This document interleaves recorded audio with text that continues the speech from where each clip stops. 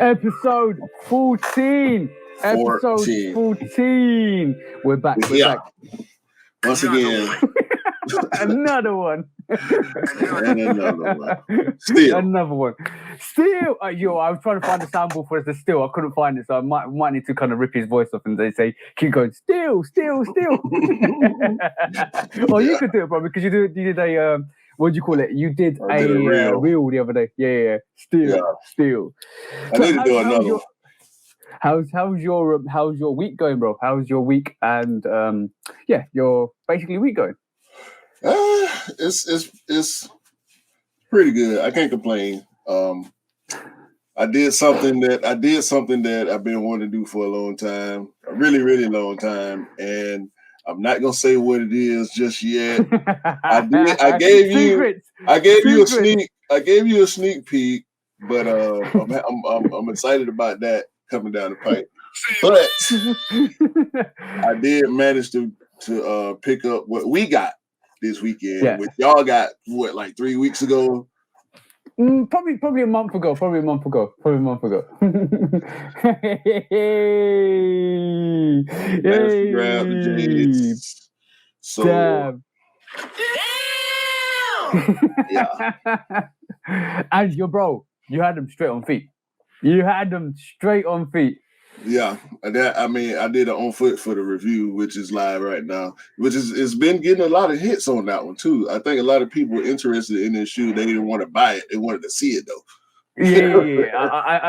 I think I had the same thing. When I dropped my Jade Horizon 5 video, got a lot of views on it because that sneaker doesn't come out until like a month after us. But we'll discuss that in a bit.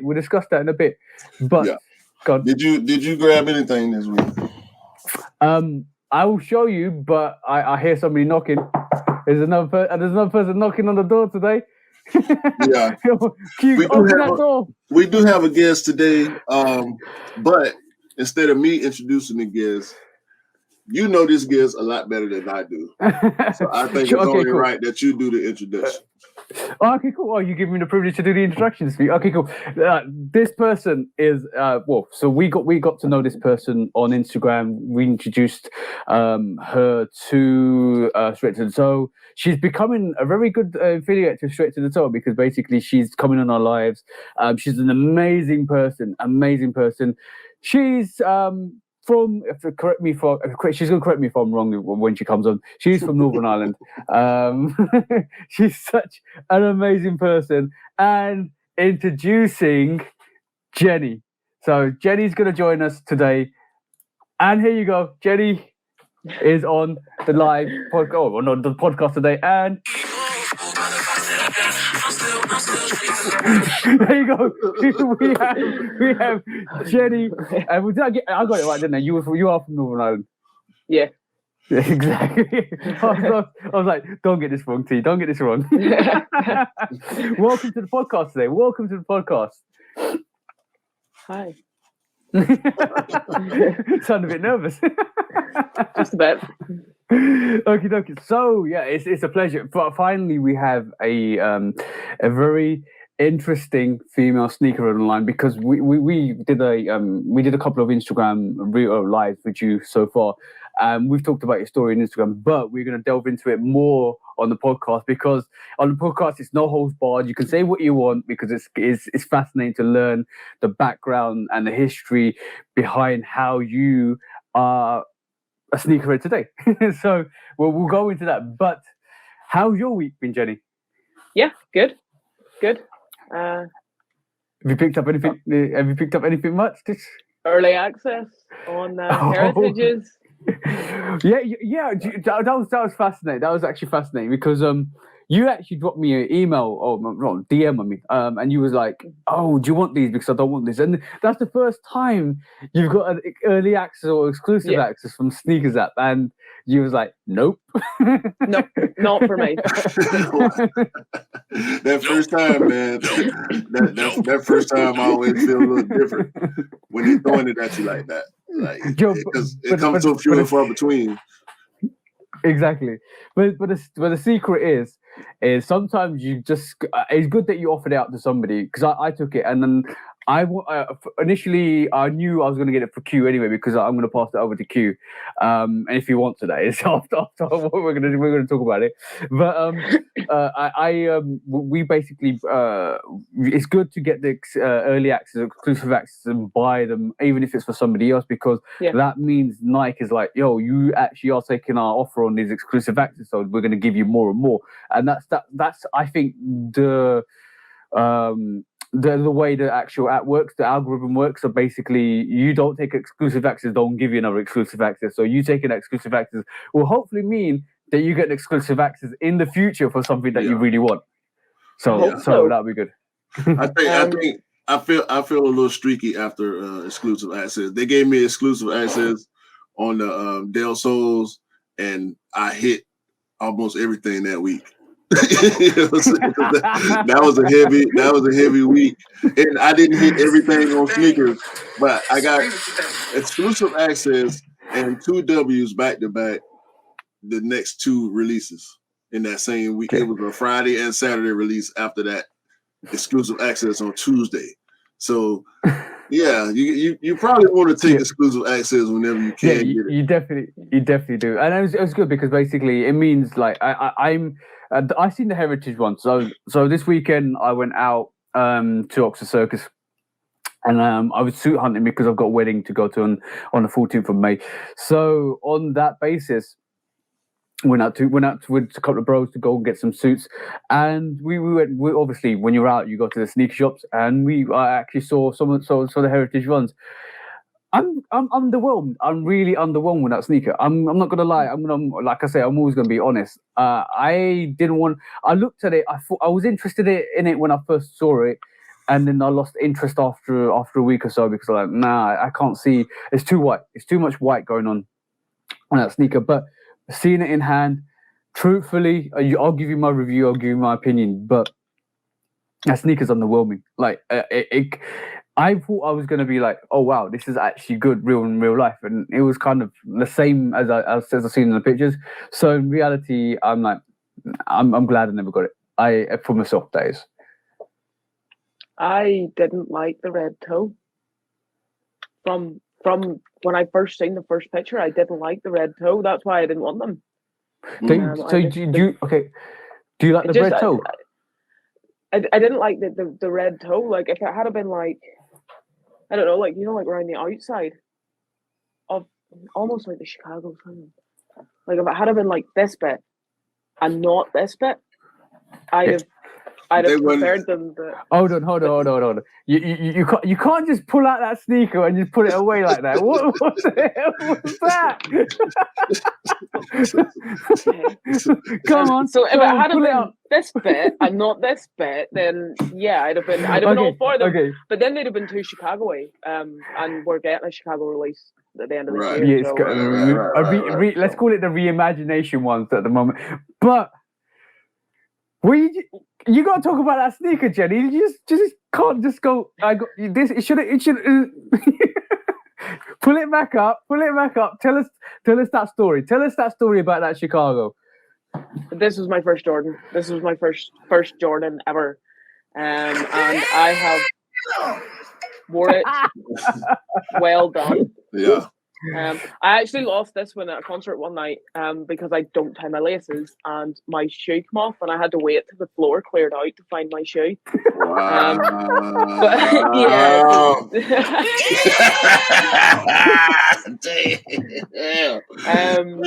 I would have done the same thing. Yeah. I mean, who ties their shoes? But there's no stars or anything on. Like they're that thing smooth as a bowling ball. And that was you got that in 2015, yeah? 2013. Oh, that is fire. Yeah, that's definitely glass case material. It's also this is I don't know if I should tell people, but this went white because it's all worn. Like it's, I don't know if you can see. Yeah, we can see that. I coloured that in with red permanent marker. Yeah, you got to do. Well, no, you don't. Would you know that that's coloured in? No, probably not. So They just unless I look told beat. you wouldn't know. They just look fake. Yeah. But they are. So Jenny, I'm gonna get your opinion now. So you don't like the red toe, right? No. But what do you think about the bread toe? I love bread. I love the bread toe. But they see like the outside bit. I don't know what this bit's called, so I'm just gonna call it the outside bit. The front toe of it. Because it's white on the heritages. I like you. I think there's just too much white. I think if they had have done a different color, if you do black, it's black toes. If you do red, it's Chicago's. It's pretty much like a white bread. Yeah, it's a white bread. It's a white bread, pretty much. I just don't like it. I mean, I didn't like it when I first seen the pictures. When the pictures first dropped about a couple of months ago. I didn't like them. Jenny's instant thought was, yeah. It was a solid no from me.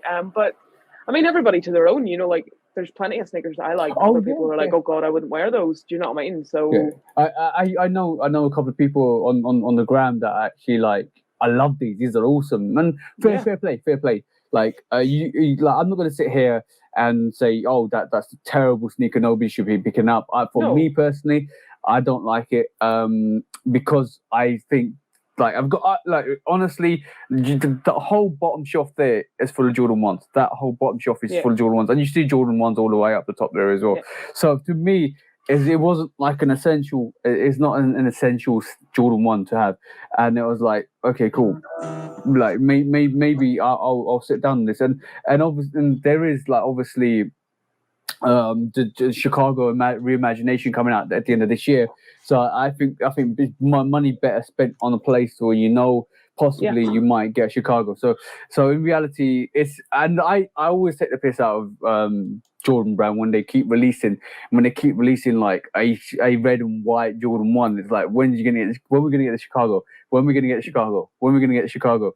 But I was talking to one of the bros this morning, and my theory is that after the Chicago 1 reimagination, there's going to be a massive decline in Chicago 1s. The Jordan 1s releasing. I don't think there'd be as much saturation in the Jordan 1s, because if we really think about it at this moment in time, the Brotherhoods, and they're still sitting in the stores. Reimaginations. I'm going to share the window I shared with you guys quickly, if you don't mind, Q. I'm just going to share this. Full size run on Foot Locker. So if you want it, go and get it. Albeit, like, if you want it, go and get it. You can basically add this to cart. Apologies, Q. You want to share that window back up? No, because I want to continue the conversation on this sneaker a little bit. So you say you saw it in hand, because I like it. I know you like it, and I can't knock you. I can't knock you for it. I definitely can't knock you for it. I don't feel like I do understand what y'all saying, but if the quality is good on this, I like it. You know what I'm saying? If the quality is bad or not so good, not as good as it should be for quote unquote Chicago color. I mean, it's a Chicago something, right? Yeah. The white bread. A Chicago wannabe. Yeah. A Chicago alternate. You know what I mean? Yeah. Anytime you throw red and black and white on something, it's Chicago automatically, if it's Jordan related. But what was the quality? Please tell me what was the quality. Quality was decent. Quality was decent. I'm not gonna cap like the white. Decent how? On the white. So the quality. We talking Shadow 2.0. We talking. No. It's better. It's better than Shadow. It's definitely better than Shadow 2.0.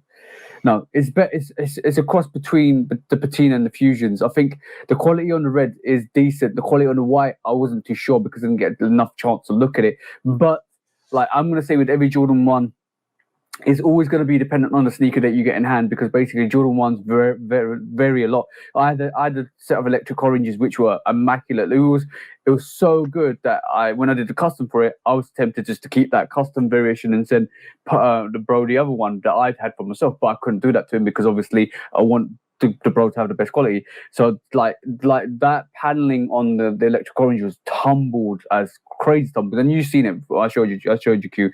And then the other pairs were like standard. So it depends on the quality that you get in hand, and then I think that's very dependent on every Jordan 1. Like whatever the quality comes in, whatever you see, it might be absolutely butter, or it just might be standard. So it depends on the pair that you get. So in retrospect, seeing something in the store might be different to what you get. So until I think Jenny's gonna get that sneaker anyway.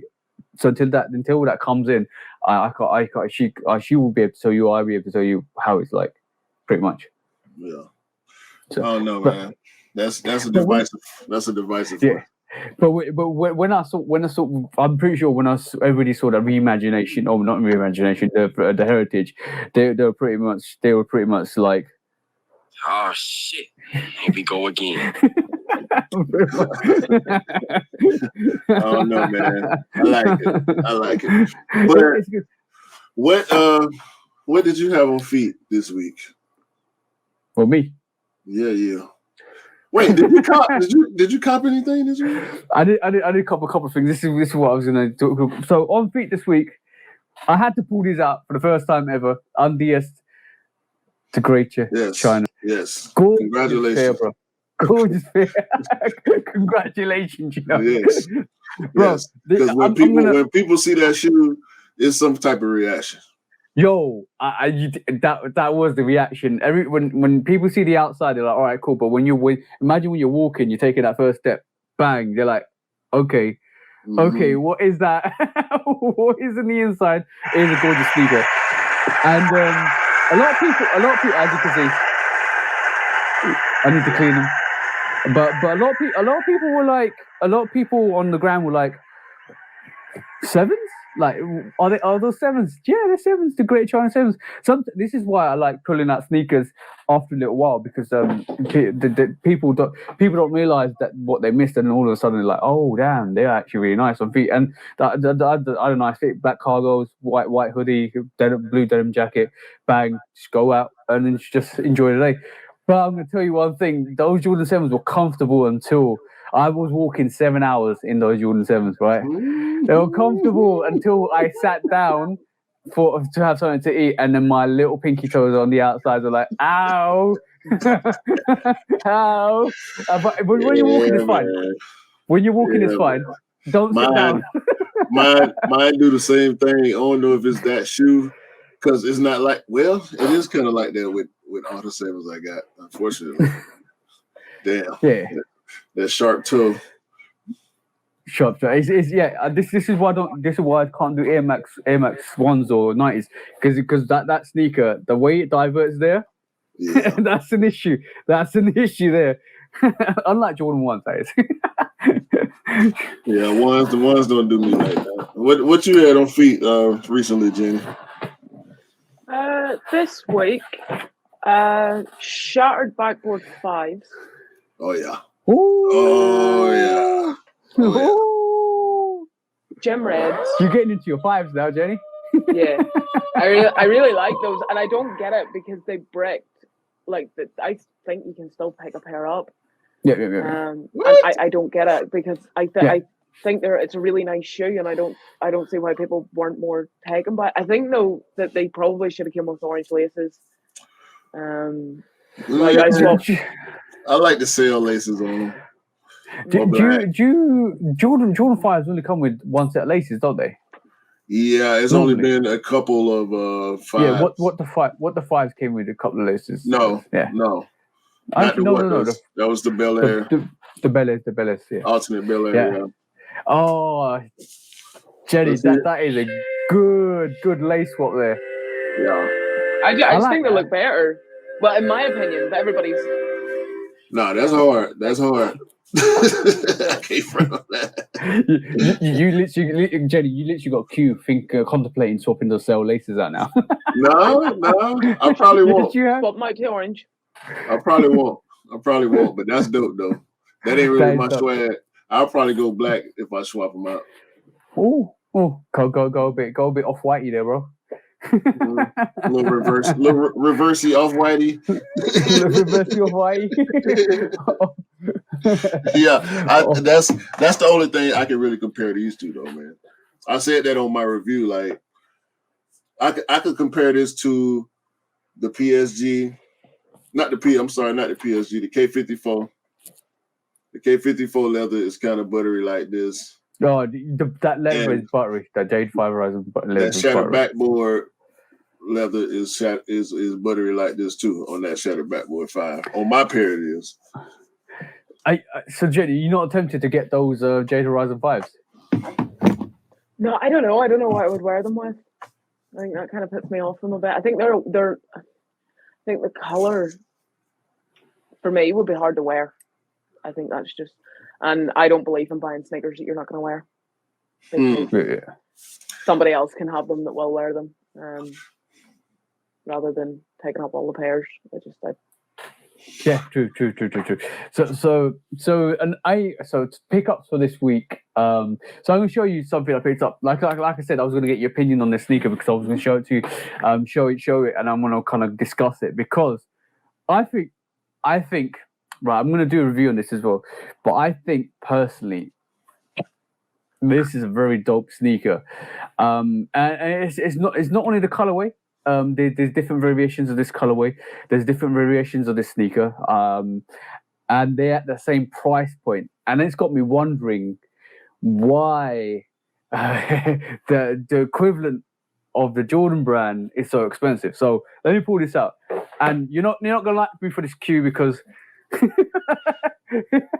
It's an Adidas box. It's an Adidas box. Okay, cool. And obviously, it's a basketball sneaker. Yeah, right. So I'm gonna pull this out. What do you mean, whatever? I'm gonna pull this out, and I'm gonna showcase this because you got the Dwight Howard. You got the Dwight Howard phones. No. Right, cool. This is what? Bruh, I saw those. Now listen, I ain't got no problem with forums. You know what I'm saying? I ain't got no problem with forums. I'm not really a shell toe guy, but forums, bro. I saw those yesterday online. I can't remember which store it was. I got a notification and I said, yeah. And I hurry up and clicked off that shit so I wouldn't continue to tempt myself.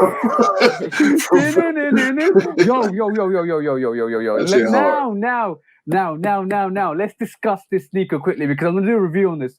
If you don't know, I didn't realize until my girlfriend told me. This is the KSI. And anybody that knows KSI is a British YouTuber that's actually excelled and started doing some music and all of that stuff. He's a great guy. But this is a KSI collaboration with Forum Adidas. I didn't know until I got it, until my girlfriend said, "Oh, you know, KSI did a collaboration." So I didn't meaningly pick it up because it's a KSI sneaker. I think this is a dope sneaker. I always wanted a Forum to kind of run through, and this is a great pickup for a Forum to run through. I wanted the Candy Cane Forums 84 high OGs, but basically I couldn't find them. They're still going to come out. I will probably end up picking them up, but bro, £90 for the sneaker, and the quality on this is phenomenal, right? And when I'm talking phenomenal, I'm talking like phenomenal. Like literally, this is a soft sneaker. This is probably as good as the Bordeaux ones that you got, Jenny. Like, how are Adidas pulling this out for £90, and then Jordan ones are like 155? Like, I don't understand that. Like, literally, this is a dope sneaker. I've seen forums for the last couple of years. This is 84. This is a 84 cut high. This is before the Jordan 1 released, and basically this this is like a competitor to the Jordan 1. That's probably the shoe that Adidas wanted Jordan to wear, and he said, "Nah, I want my own shoe." And Nike said, "Okay." Whereas Adidas could have, because check this out, right? If indeed they wanted Jordan to wear the Forum, right? Because there's just the Forum. Then there's the top 10, and they got some other basketball silhouettes. But that was the one, right, at that time. So if they wanted him to wear that, all they had to do was remix it a little bit, give him some type of branding on it, and he would have been satisfied, and that would have changed sneaker history. Yeah, it would have. Nike It would have had the Dunk and the Air Force One and all the other silhouettes that got that same pattern, that toe box. That's, if you look, it's right here. Even on the Jordan 5, is that.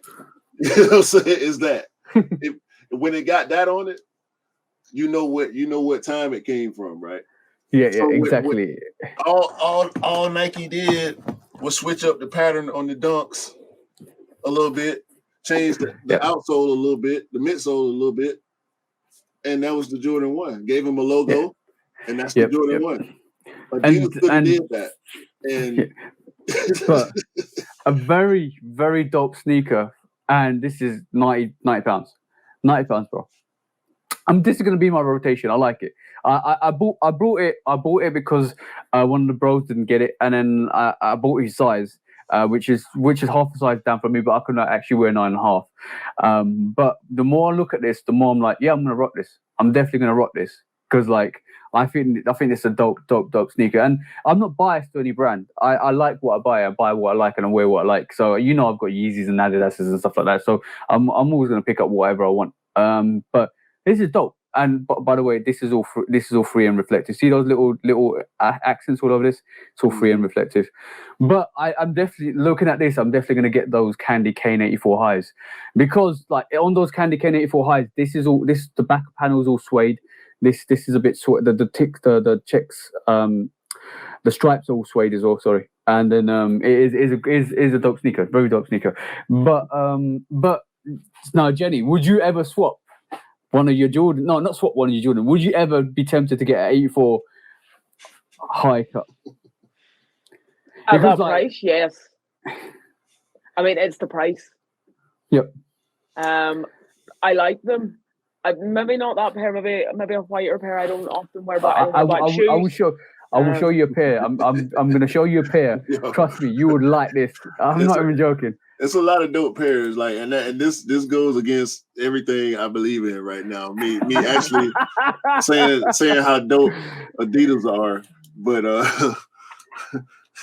it's a bunch of forums that I actually considered, but I can't pull the trigger on them. And that's out of loyalty as well, and I appreciate that, bro, because that's out of loyalty to the Nike brand, but. I'm not really fussed. Look, this is what I'm talking about, Jenny. Like, forget the price there, forget everything else. That is what I'm gonna get next, like from Adidas forum. That is dope. And the back of the sneaker, all of the back of the sneaker is all suede. The materials on the forums are crazy. Like I'm not hyping them up for no reason. But if you go to the shop in forum 84 forum lows sit in store, go and pick up one of the 84 forum lows. And go pick up a regular Jordan 1 low, and you instantly know the difference in quality, because the 84 lows are so premium. You're like, and they smash them out for 85 pounds or 80 pounds, depends on the variation. Now you're thinking like, why are they building 84 cut lows and highs and mids? I'm not too interested in the mids, because the mids look like the mids remind me of a Jordan 1 mid, just poor quality. But the 84 highs and the lows, they're immaculate. I've seen a yellow variation of that, and I've seen the blue variation of that. The blue ones, and I've seen them in hand in the Adidas store in London. I'm waiting for this red variation, but I've seen them in hand. They're dope. They're 100%. I vouch for that sneaker. They are dope as hell. There you go. This is the Star-Lord, the Marvel collab. And that one's a bit more expensive, because obviously it's a collaboration. That's still at $120. Actually, that's still $120. There are forums out there that are $165. They gave it the Union effect. Yep. Dope sneaker. dope sneaker. Like, and you literally got people wondering, why are we not picking up these 84 forums? Because like, let's be honest, right? At this moment in time, sneaker prices are expensive. So if you can get an equivalent, if you're not fussed with a brand and you can get an equivalent sneaker, say like this for £90, you're like, why not? Why not? Hey man, we just got Marcel. Okay, now you're trying to change the narrative. you about to have people.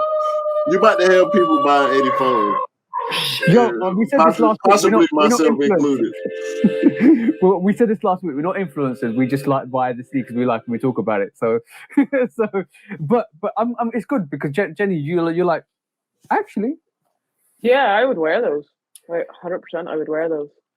Plus, I'm looking for a pair of Adidas. Just because I support a football team and I don't believe in wearing checks and stripes. I'm one of those people. I don't wear checks and stripes. I don't know if it's not, I don't know. I just feel a bit odd. Yeah. Like there's no law against it. Like if you want to wear checks and stripes, like and it works, like do that. But I just find it a bit strange. I don't know. I think everybody's different. I mean, yeah, 100%. I would definitely say, okay, cool. Now, I should have got a ringtone for this Mythbusters. All right, cool. I got a perfect tone for this Mythbusters. So, you know, when we said we were gonna make a tone, like a soundboard for Mythbusters. So I found it. This is our Mythbusters to sound tone. X Factor. Hey, so that's the new ringtone for myth busting. So I was out in London, and my girlfriend's like, "Oh, you know, Adidas did a collaboration with KSI, and it sold out. It sold out, right?" And I said, "Oh, really? Cool, let me go and check for you," because my girlfriend's sisters were like, "Oh, they did a collaboration, blah blah blah," and I was like, "All right, cool." I went and I know ACS Sneakers, shout out to you, bro. He wanted that Adidas for him, and I was like, all right, cool. I'll see if it's there. And I went to the shop. Girlfriend said it sold out, and I was like, all right, cool. Let me just go and check, bro. Don't believe the hype online because they're sitting in store. they are sitting in store. Literally, that is a myth, bro. You could get every single size up to size 10 in this, right? And they were sitting in Foot Locker. They were sitting on not Offspring. They're sitting in End Clothing. They were sitting everywhere. So don't believe what they tell you online because that's just false advertisement or that's kind of false hype. Go to the store, go pick up a sneaker. Yeah, that's pushing the hype button for sure, and they do that all the time.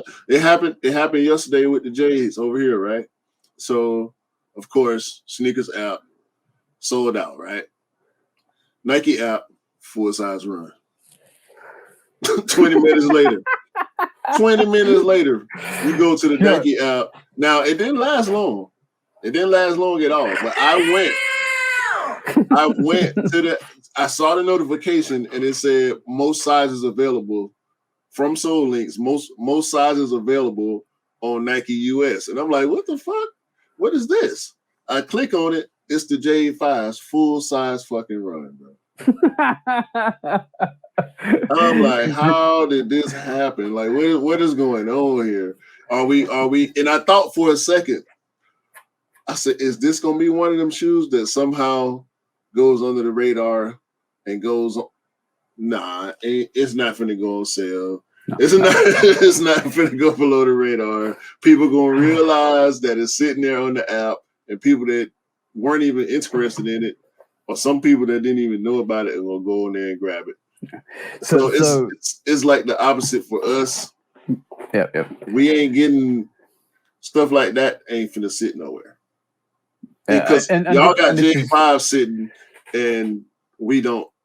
Like, It's a total different beast, and I think I'm gonna go throw up for the question back to Jenny. The thing is, fortunately, Jenny, you're the only person that can rely on online sales and other people on in terms of getting sneakers, because you don't have any shops around you, do you? Just one, but it doesn't get very many pairs. Yep. And they do like a raffle like on Instagram. So you put your name and your shoe size, and then they randomly pick people. I've never been picked. That's no shock. But and then they did a first come first serve. But I mean, they had next to no stock, so it's just what do you do? You know, so it's online, and like yourself, able to pick me up pairs, which I'm super grateful for, because I wouldn't have any other way of getting it. This is why I think we all, as from straight to the top. If you don't follow us on Instagram, that's like there's a couple of us, Q being one, E, Scam, and all of us, like basically Alex and stuff like that, all of us basically try and help people out as much as possible, because basically we know like E struggles and you struggle, and it was like when I was able to hit on the Brotherhood and just send it out to you, it was great, because I saw the pictures of the Brotherhood on Instagram the other day. It's awesome. That was an awesome picture. But like, so Q, can you find the Brotherhoods online anywhere for sale? No, but they actually kept popping up in store, and from what I was hearing, you could get Brotherhoods if you really wanted them for retail. Yeah. It wasn't too difficult to find them after like the first couple of weeks of release. Yeah. How about you, Jenny? I don't know. I haven't really been looking, to be honest, because I got a pair. Oh, okay, cool. Yeah. I stop looking after like if I see a pair that I want and I get them, then I just stop looking for them. I think I'm the same way. But I picked up another pair of sneakers I'm about to show you. But when I went on there, they were polite enough for me to record. So that vlog is coming on Thursday, which for the pickup and the release. So guess what I saw there? What? Brotherhood. Still, and a lot more, bro, and a lot more. The whole Air Trainer ones were sitting, and I asked the lady, right, why have you got a raffle for the honeydews?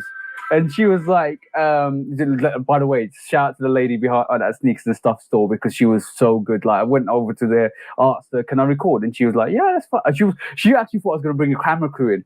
I was like, no, it's me. It's just me. She goes, yeah, go ahead. I'm not that professional at the moment.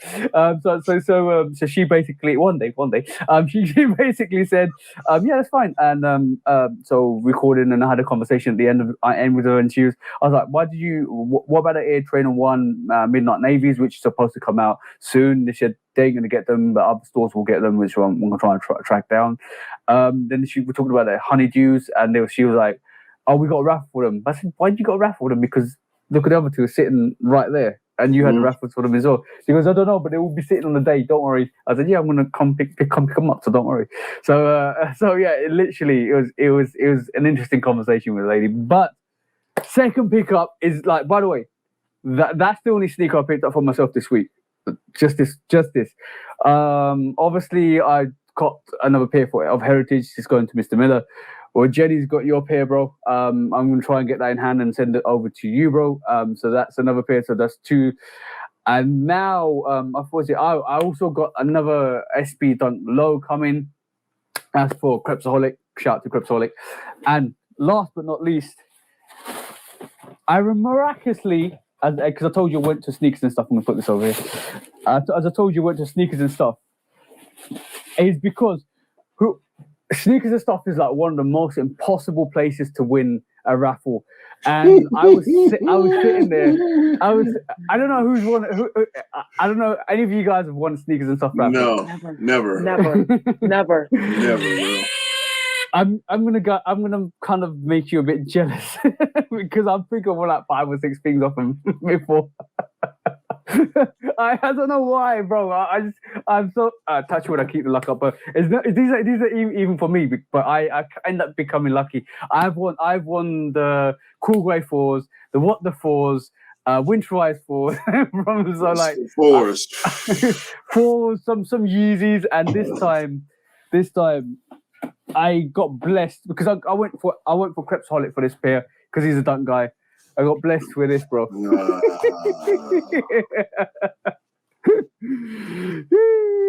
So some heat, and obviously Creps didn't want it, but I gave it to somebody that actually wants it for retail as well. But let's just pull these out because these are phenomenal. This whole review and vlog will be coming out this Thursday. But yo, bro, that's a dope pair, bro. I by the way, like, that's dope. That's absolutely dope. That shit crazy.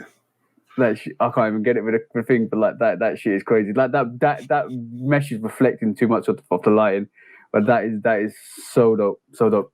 Bang. Yeah, I tried. That review. I tried for those and the blue ones. I couldn't get either one. Yeah. But they're not going for much. They're not going for much for resale. I won't be buying nothing resale. Exactly. But I don't want them that bad. But bro, that is a dope pair. I just need to do. I've got the footage for the pickup. I just need to do a review. I like the way they executed the sneaker a lot. Like the box, the paper inside, the sneaker inside as well. That is a dope pair. So winning W, bro, but not even for me. So it's great. It's great to come and get pairs for people. I think that's the 4th assist this week. So winning. And one was an assist from Jenny's, like pass over, which is great. So I want to get y'all opinion on something real quick because you know me. Anything flight 90s related, I got a touch of nostalgia for. But these, it looked like Drake got his own version of the Flight 95.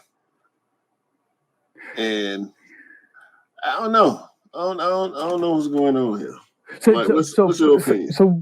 So what's the original Flight 95 look like? I wanna if you pulled it up, we'll have a look. All right. Because it looks different. It does look different. It's very similar. It's very similar. Okay, because it's Flight 95. And the Drake's is. So yes, so I prefer the originals if I'm honest. Yeah, the originals are supposed to be coming back this year also. I think, matter of fact, I've already seen reviews of it, so it's here pretty much. We just ain't got official releases of it. Right, it's pending. But yeah, man, we getting this one again. But Drake, they got to do something, right? Like, not they got to do something. Drake, he came up in that era, so he remember a lot of these sneakers. So I kind of understand why. Yo. It's pretty much like this sneaker coming out and then putting that Drake song on this, right? But the Raptors was originally supposed to be a Drake collaboration, and they got kabushed because of the situation with Drake. And now then a year later, 2018, the Raptors came out. 2019, the Drake Raptors came out. And then after that, all of it went a bit shit because Drake kind of left Jordan and went to Nike, and he was flirting with Adidas for a little while. Well, he wanted that brand deal, bro. He wanted that Nike side of what Kanye got with Adidas. You know what I'm saying? Yeah, but he's got the Nocta deal. His brand's obviously Nocta. He's got the Nocta deal now. So yeah. So what do you think of that, Jenny? What do you think of that? About them? Can I show you, just while we're talking about them flights, can I show you one of my personal favorite pairs ever? Yeah. I only really like them because everybody else hates them. Like, they hate them. Like, people tell me, they're like, don't wear those when we're going out. And like, those are a must for me for a pickup because this is one of my favorite pairs. That's the Flyknit. Yeah. I mean, they're not. they're not for everybody, but I like them. Yeah. Them hard. Them I hard. like this, and I just like the air bubbles. I like how different they look.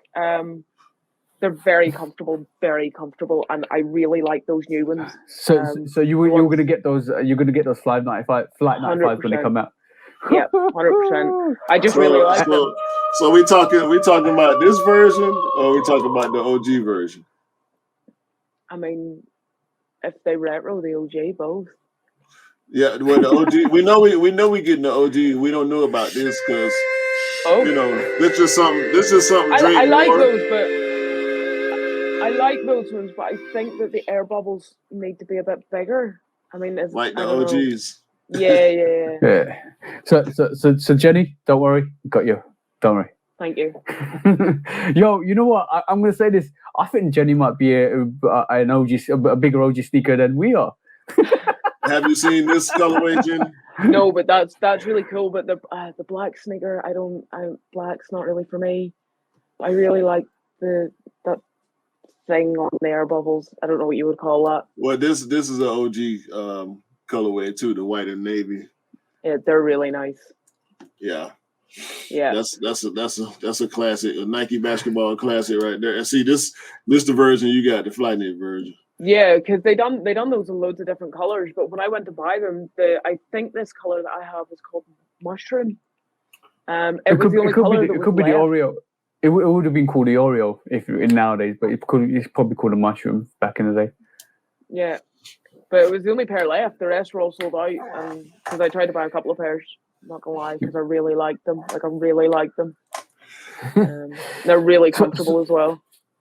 So going back to our special guest, which is Jenny today. What was one of the most craziest experiences as being a sneakerhead?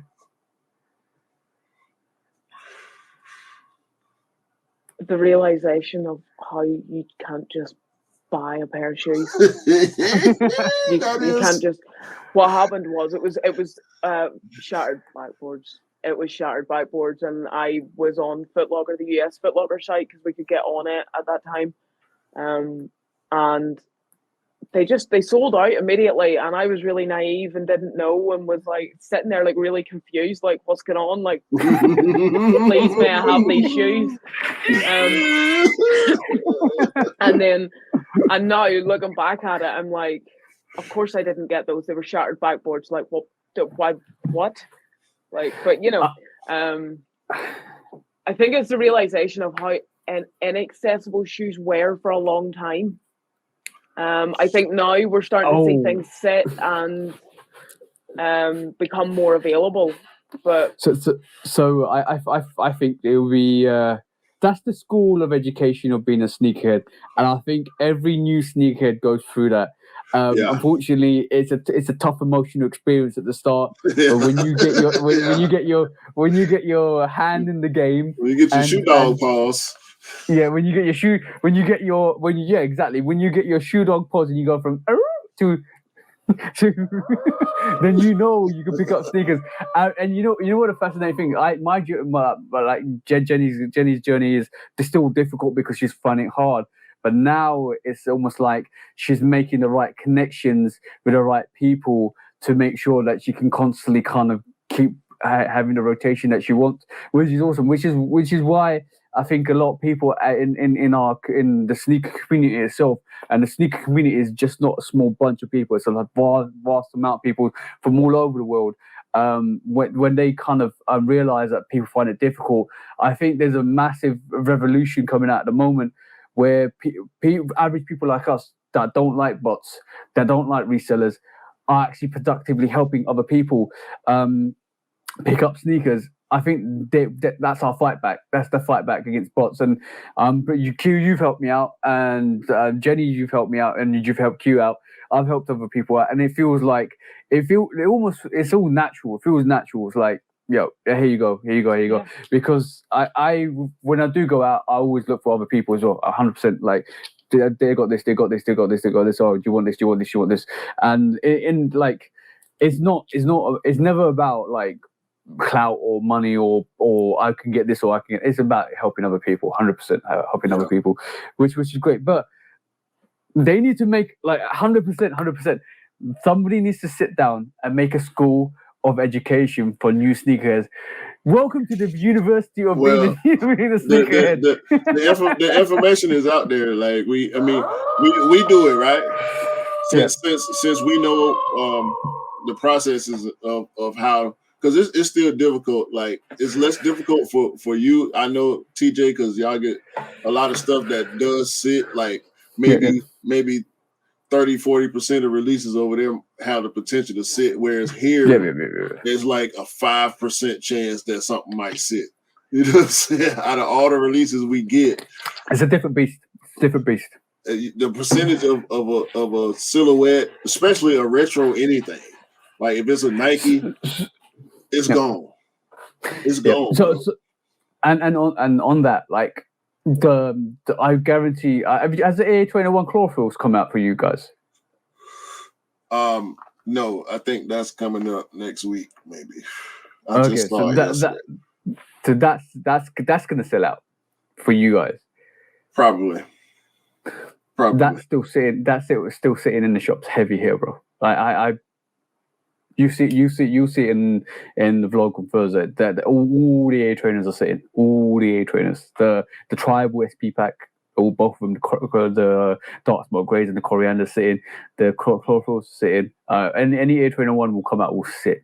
I don't think there's no hype outside the US for that. Well, the chlorophylls, not the chlorophylls. The black ones did sit a little bit. The SPs, the smoke gray, they sat for a little bit. The honeydews have not released yet. They're coming out this Thursday for us. So the corianders went. We did get a couple of like late shipments on corianders, but they were gone. Joe, bro,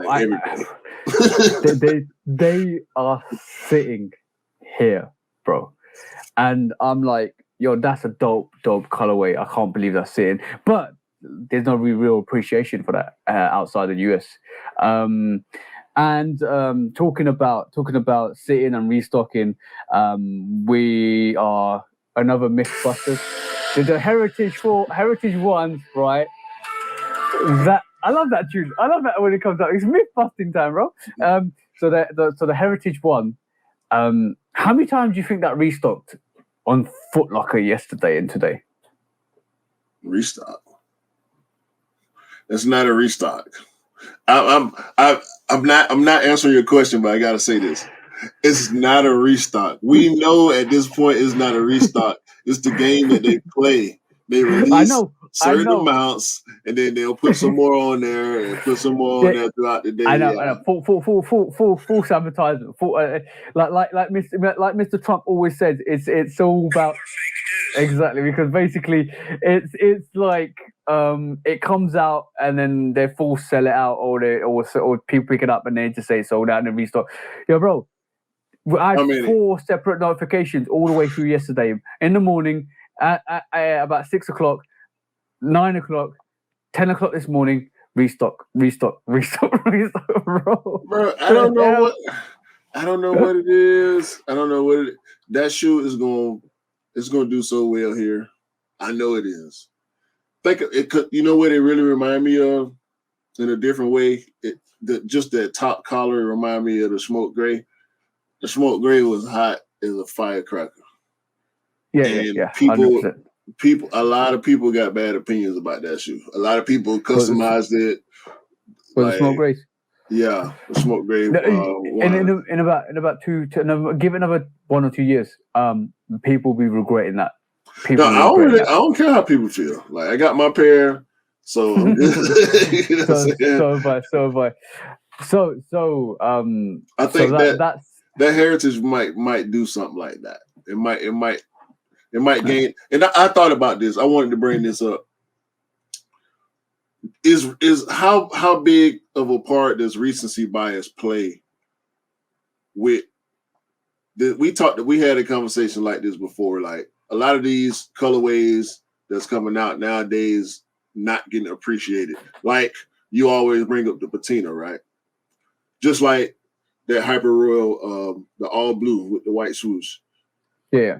Years later, they end up being appreciated. So I think we're skipping over a lot of stuff that's coming out nowadays that in 2 and 3 and 4 years, people are gonna be like, "What the fuck? I should have got that." Now it's $400. You know what I'm saying? Yep. Yeah. So the sneaker you mentioned, bro, was like I got that for like £50, and it's worth like £300 at the moment. So I don't even look at the value. I need to put that sneaker back on feet sometime this week. You just gotta buy what you like, and if you choose not to, you got to be with like that's what I'm going through now. Buy what you like. Buy what you like. I'm starting. Make a T-shirt. Buy what you like. Look, I'm starting to be a lot more selective, right? And because I've gotten so used to taking L's. I think it's a side effect. You agree, Jenny? Like I think it's a side effect of taking so many L's to where you like, do I really? Nah, I don't really want that. I'm gonna save up, or I'm gonna do this, or I'm gonna do that. Because it's so much shit coming out, man, and you taking so many L's all the time. It's like, all right, I need to pull back for a minute. Is that also influenced by the price of the sneaker now? Because the prices have gone up, bro. Like, let's be honest. Like like, I don't know what is wrong with like Foot Locker. They're selling those heritage ones for like 170, when they should be 155, and which is scandalous in itself. But the rumor is that Nike is selling their sneakers at a higher price, premium the wholesale, so that basically they can get more of that market value back, and it's forcing the prices up with other stores as well. But prices of sneakers are going up, so people, I think a lot of people are being more and more selective with that because they ain't like the cost of living has gone up. So unfortunately, people are being more selective. Look at the cost of living will go up, but the wages aren't going up at the same rate. And that's the issue. You know what I'm saying? It's broke season. That's the issue. That's the issue. Especially like in the United States, right? We just went through income tax season. Yeah. So a lot of people getting their income tax money, and there's a lot of balling going on right now. But summertime is coming up. These kids about to be out of school, so that means it's being more money spent on household stuff, bills, food, all that finna go up because the kids at home, and tax money that's gone. You bought a new car, you bought a living room set, you bought a bedroom, or you went to the mall. Everybody got new clothes and shoes and shit. You went to the movies, good dinner. We buy lobster tails and shrimp and all this shit, right? Yeah, you balling. And sneakers become a second thought. Like, no, because they went during tax season, bro, and they know this. Why you think March was so heavy? Because they know people getting that tax money, and it's baller season. Everybody get the ball for a week or two after that tax money come in, right? so when we good into spring and we get toward the end of school year, there's gonna be some more stuff sitting. Toward the beginning of the summer, it's gonna slow down. So, Jenny, you turn the beautiful age of 18 again. Yep.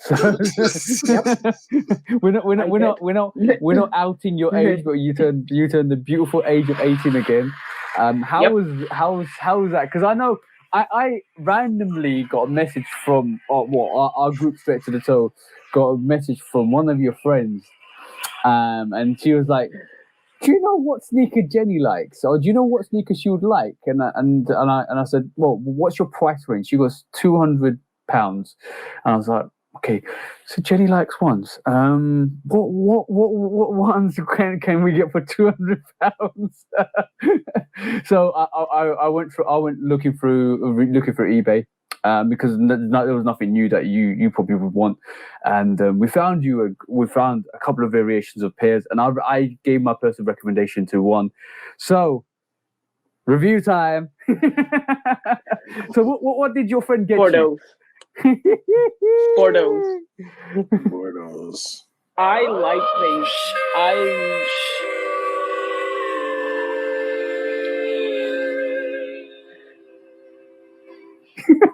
I didn't get these on release because I took L's because we were like at the height of the hype.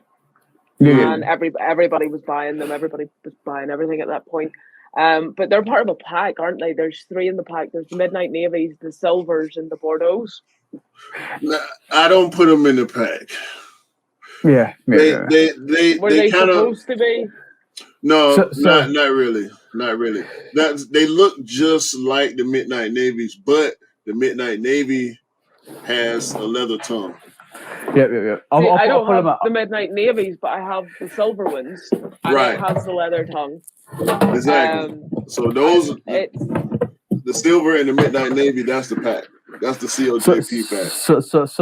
So this is the silver. Oh, this is the Midnight Navies. That tick is reflective. Look at that, bloody hell. Yeah. So basically everything on that is like the silver COJPs.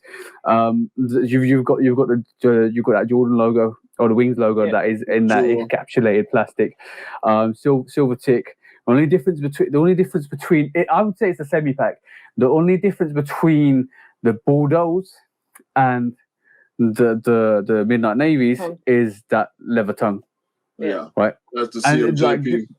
Yeah. So that's the only difference. The COJP's got, but there is another sneaker coming out which is going with the Bordeaux, right? Which you can call a pack, and it's that gorge green. Yeah, I mean it's got the jewel. That's the main thing, like the silver swoosh and that jewel Wings logo. That's what make people want to throw it in that COJP pack. That's understandable. It's pretty much the same shoe, just different color without the leather tongue. Yeah. But like, even this is all stitched in. There's no real tongue tab to it except for the back where it's got that little. Yeah. So basically, that's and if you look at the back, it's got the date 2001 to 2020. That's what makes it that pack. But from my perspective, if you know what, I need to put these on feet again. It's like, look at the leather on that, gorgeous. Mine are super tumble. Actually, I'm wearing the outfit, one of the outfits that I would wear with that shirt. That shoe. Q. It's funny that it come up. I pass this to you. Oh no, boy! I'll pass this to you. There you go, bro. Mine's too far down in the stack to pull out right now. There you go. It'll be really good if you actually grabbed it from your side. No, it's fourth from the bottom, bro. It's fourth from the bottom. Yo, imagine, my stack. Imagine. Look, so you can't see my hand, right? My stack is a little bit higher than as far as you can see my hand, but that pair is down there. I don't feel like doing that trick right now. I'm gonna show you the sneaker that is gonna become part of that Bordeaux pack, because that if it actually comes out like this is a serious sneaker, like 100%. I'm going for anybody that wants it, especially you, Jenny, because you need this in your life. That is gorgeous. That is literally I like that. the Bordeaux. Yep. That is literally the Bordeaux, but the gorge green version. And lucky for me, I've got 2 hoodies that will go with that sneaker. Foreshadowing. Always foreshadowing. Nah, if that leather come out looking the way it was looking, if it come out like the Bordeaux, or like, actually, I want to give this some love today too, because I love the way this shoe is breaking in. Yeah. Like, if it come out like that, yeah, we good. I need a pair of them. This podcast is more of a appreciation for Jordan 1s and the 8, like any shape next to the Jordan 1s, because Jenny, tell them why.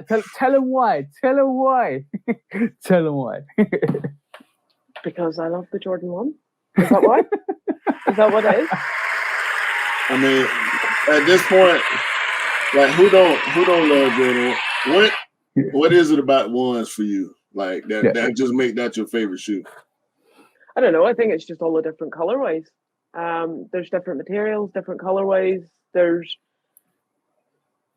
is a Jordan 1 for any outfit that you choose to wear. Yeah. And there is, and Facts. you know, Facts. and I think they're so easy to wear and they're comfortable. I know a lot of people say they're not comfortable. I personally find them comfortable. And they wear really well. They will, like, if you suppose it's like anything, if you look after it, it'll last you a lifetime. Yeah. So the people that say Jordan, like, you get people in person that tell you, "Oh, those ain't comfortable." What are they wearing? Me? No, what the people that tell you Jordan 1s aren't comfortable, you got to look at what they wear. Yeah, I don't know. Like, I see people on the internet say that, like, there's a meme going around that says they're the most uncomfortable shoe, and I see people sharing it and stuff, and I'm like, nah. I feel that's a lie, but okay. Yeah, I mean, I don't. Let somebody wearing Chelsea boots walk up to me and tell me Jordan 1's uncomfortable. Like, bro, what the fuck you talking about? Like, we got Vans that sell millions of pairs. We got Converse, Chuck Taylors, millions of pairs, and people out here wearing sandals and Chelsea boots and all type of other footwear. Women wearing heels and boots all the time. Ain't no way in the hell the Jordan 1 is the most uncomfortable shoe. Like, come on, bro. Yo. Like, my feet ain't never hurt in ones. No, For sure. Same. Yeah. Like, we ain't out there hooping, you know what I mean? But I think 85 cut, the 85 you know, the new cuts that they're bringing out, the 85 cut Jordan 1s, they probably will be tough on your feet. The leather's harder. You got to break them in to make them soft and stuff like that. I think that's a sneaker that I feel would hurt your feet. But anything with tumbled leather instantly off the bat, I don't think that's going to be an issue. Yeah. I've not had an issue with Jordan 1s at all. Like what so I hate these crease protectors, bro. These crease protectors. If you wearing Jordan 1s with crease protectors, that will hurt your feet. Nah, I ain't doing that. This man. is why my crease protectors are like, nope. I don't wear. Unless you're wearing patent leather sneakers, do not wear crease protectors in your Jordan 1s. Wait a minute. You wear crease protectors? Me, I do. It depends what shoe it is. I mean, if it's like these, I wear crease protectors. I tend to just store them with crease protectors in them, though. Because I find that if I store them with, I mean, I don't mind creases on the toe because you're always going to get that with a shoe. Yep. There's absolutely no way you can walk in a pair of shoes and not crease toes. But I find that if you store them with the crease protectors in them, it almost like presses the creases out. Yeah. Like these, I have these stored with crease protectors in them. I don't wear them with crease protectors in them, but I store them so it keeps them. And then whenever I take the crease protectors out, do they do a better job than? They're not. Do they do a better job than these? I don't know. I've never actually tried those. I did have shoe trees in them, some, but they sort of warp the shape of the shoe. They put like a point almost in the back of it. Yeah, because it forces the shoe tree forward, so you create a point. I don't like shoe. I want to. I'm looking for, and if anybody knows, let me know. I'm looking for these replacements because these are just fit in and like literally just leave the shoe there because basically is that the cardboard that comes in the shoe? Yeah. I might have some of those. I'll chuck them in the heritage box and send them over to you. I don't use them, so I'll chuck them in. I don't know if they'll fit your shoes, but you can have them. Do because this goes from like 11 to 11.5, so it's a 10. It will definitely fit. But I'm trying to look for a replacement for the original cardboard shoe trees that they produce because this retains the shape of the sneaker anyway. You put it in and you just. Especially I would try crease protectors, but only not when you're wearing them, like only when you're storing them, because I find it like it almost puts the shoes back into shape. You know, like if you've got a pair of shoes and they're really beat, I find if I store them with crease protectors in them, it almost puts the toe back into some sort of shape. I don't know. Maybe it's just me. No, you're right. You're definitely right. And what Cam would say is just put some you know, with the just put some paper in it. Yeah, you can And- stuff and- it. You can stuff it in. Use a wet cloth and iron creases out too. Yeah, A lot of no, people do that. even not getting rid of the creases, just stuff paper in it and just leave it there so you retain the shape. Yeah, I I need don't to like- buy I some don't like it. newspaper. yeah. I need to buy. I don't normally buy newspaper, and I got like especially because following Cam footsteps, we've been buying VNDS, and not everything come with the shoe trees or the box or anything that came with the shoe. You just get the shoe sometimes. Yeah. So I definitely need to buy some because I'm running out of paper. It's crazy. So do you have the Black History Month Jordan 2s? No. Me? No. They came with a bunch of extra paper in the box. And I don't understand what is going. I gotta do it now. I gotta do it. Because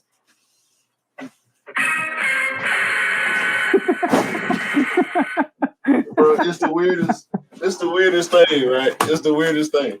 So this is the box. It's a play on the regular Jordan box, the black and gold box, but this is a size 11, right? Clearly. Why is this box so huge? Like, I mean, I'm gonna compare it to an Air Max. You can say that with the LeBron boxes. Bro. The LeBron boxes are huge. Bro, look at that. I'm like, why the hell is the box so big, right? Because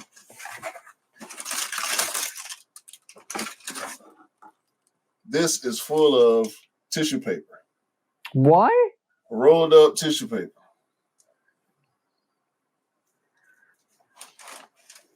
I don't know what this for. There's no explanation. Like, it's just these giant ass boxes. Yo. Was the Foot Locker employee anywhere near that? I got them from that Nike outlet because they went on sale. Are you sure that same Nike outlet didn't end up working in Foot Locker? But that was bro. That's the weirdest thing to me. And like I love that shoe. Like I don't care about the extra shit in the box. It's just like why though? Why is it even in there in the first place? Q. You need to get a black light and investigate further. You bringing thoughts into this conversation that don't belong. We're gonna Jenny knows what I'm talking about. Jenny knows what I'm talking about. No, but tissue paper, yeah. Just us talking about tissue paper made me think about that, and I'm like, yeah, that's some weird shit.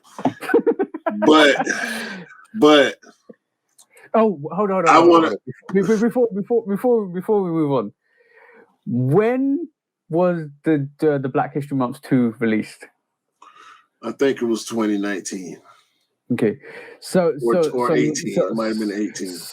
So Jordan Brand knew the controversy with this Foot Locker employee was going to come up, so they gave you extra tissue papers. No. Yo, that's so random. Whoever. Okay, both question to you, both and Jenny and you. See, I don't know anybody else with that sneaker, so I don't know if anybody else's box came like that. Yeah, but what's the weirdest accessory that has ever come being the optimal word? It's not the optimal word, bro. It's not. So what's the weirdest accessory that's ever delivered with a sneaker for you guys? Like, I know Q, you just mentioned the tissue papers, but is there anything else? That's it for me. Jenny? I mean, I got nothing. I can't top the tissue paper. I mean, hey, I guess. Thank you. I guess give me a box of tissue. But maybe it was like maybe they thought you were gonna open the box up and it was just gonna be sizzling fire. You're gonna be sweating, so you need those tissue papers to wipe off that sweat. Nah, it wasn't that. They was in the outlet. So hey, man, I don't know what's going on. But I want to get some opinions on your boy, your best friend, the best sneaker retail store owner in the world, Marcus Jordan. New Go on, store, exclusive sneakers releasing at this store. How many of them going out the front? How many of them going out the back? That's what I need. Wasn't that a soft drop? Well, wasn't that a soft opening? So basically, it was like we opened it to test it. Bro, test what? Test how many pairs you can fit out the doorway at one time. Like, I mean, it's a bro. Like, I'm so sick of. Oh man, it's multifaceted, bro. Because like, okay, he got a store. He made a new one. The online shit is, but like, I ain't ever bought nothing from them. Like, I don't feel compelled. I forget a lot of times when releases come and you don't know if they're doing a raffle or not. The website ain't popping.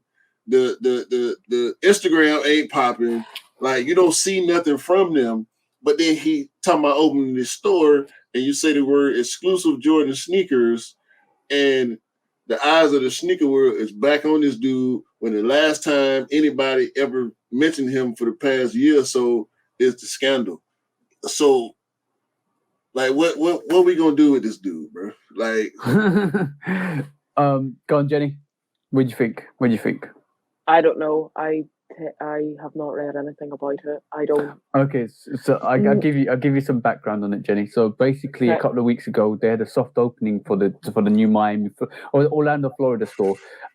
Basically, it was him, but the phase outs, the trophy room ones, were in store. A lot of people kind of went to the store to actually go and pick up his.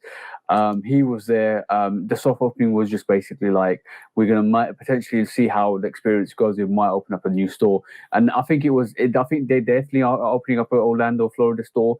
But I think it was just like a pre-opening to say, "Oh, we're here." But for me, it was like, the exclusive sneakers were there.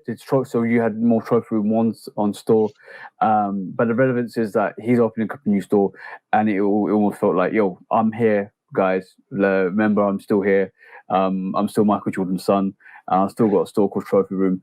So what is your thoughts on that? Like, I like Q's mentioned, the online releases are absolute rubbish. Like, you have to put your email address in, fill it in. They don't even send you a response. You kind of, last time I went in for a raffle, I kept going in, and then it wouldn't even go through. There was no notification. So it's like back in the 90s where things didn't work. It was almost like predated software. So was that? Are you talking about the online raffle for the trophy rooms? no, Yeah. literally everything. Yeah. Well, I entered it too. That was another one. Another one. I don't know. I think if they're opening stores and people can go in and pick them up, then fair. Yeah. I mean, well, it's not. but I think you're right about what's going out the front door and what's going out the back door. You know, like. But I think no matter what sneaker store you go to, that's always going to happen. Like, people are always going to hook their mates up first. But this Michael Jordan's son. The thing that always got me about the whole trophy room situation is the fact that you are the heir, right? That's what they call him. He's the heir to the Jordan throne. Yeah. Right. So why is it so sloppy? Like Jenny just said, we know it's gonna happen, right? When these boutique releases happen, it's the password page. Who has the password? People that have the password. You know what I'm saying? And you don't have it, regular person. So you're gonna wait these few minutes while everybody that has the password can cop their pairs unbothered, right? And then the rest of it goes to the general public. Yeah. Fine. We know that's how it goes. In my opinion, that's how it should happen if it's going to happen online. If it's happening in person and you're doing raffles, you need to square away all your seeded pairs, all of your friends and family pairs, and don't have them anywhere near that release. Period. Because you're doing in-store raffles, your online raffle system was busted. Like they went through 2 or 3 rounds of, okay, we're going to accept entries between this time.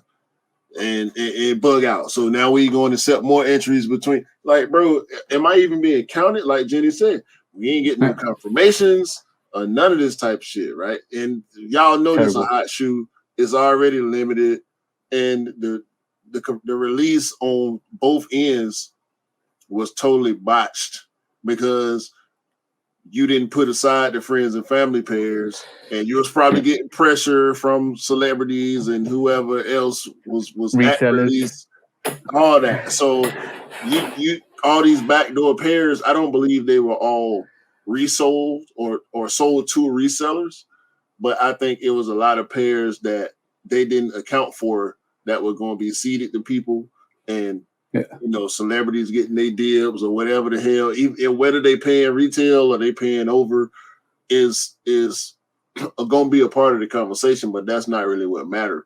What matters is pairs that were supposed to be there were not there. And like that shoe turned into a myth.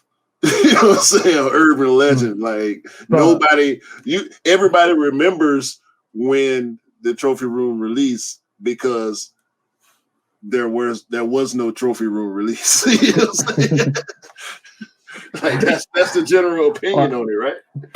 Jenny, do us a favor, pull up that 2013 Chicago again.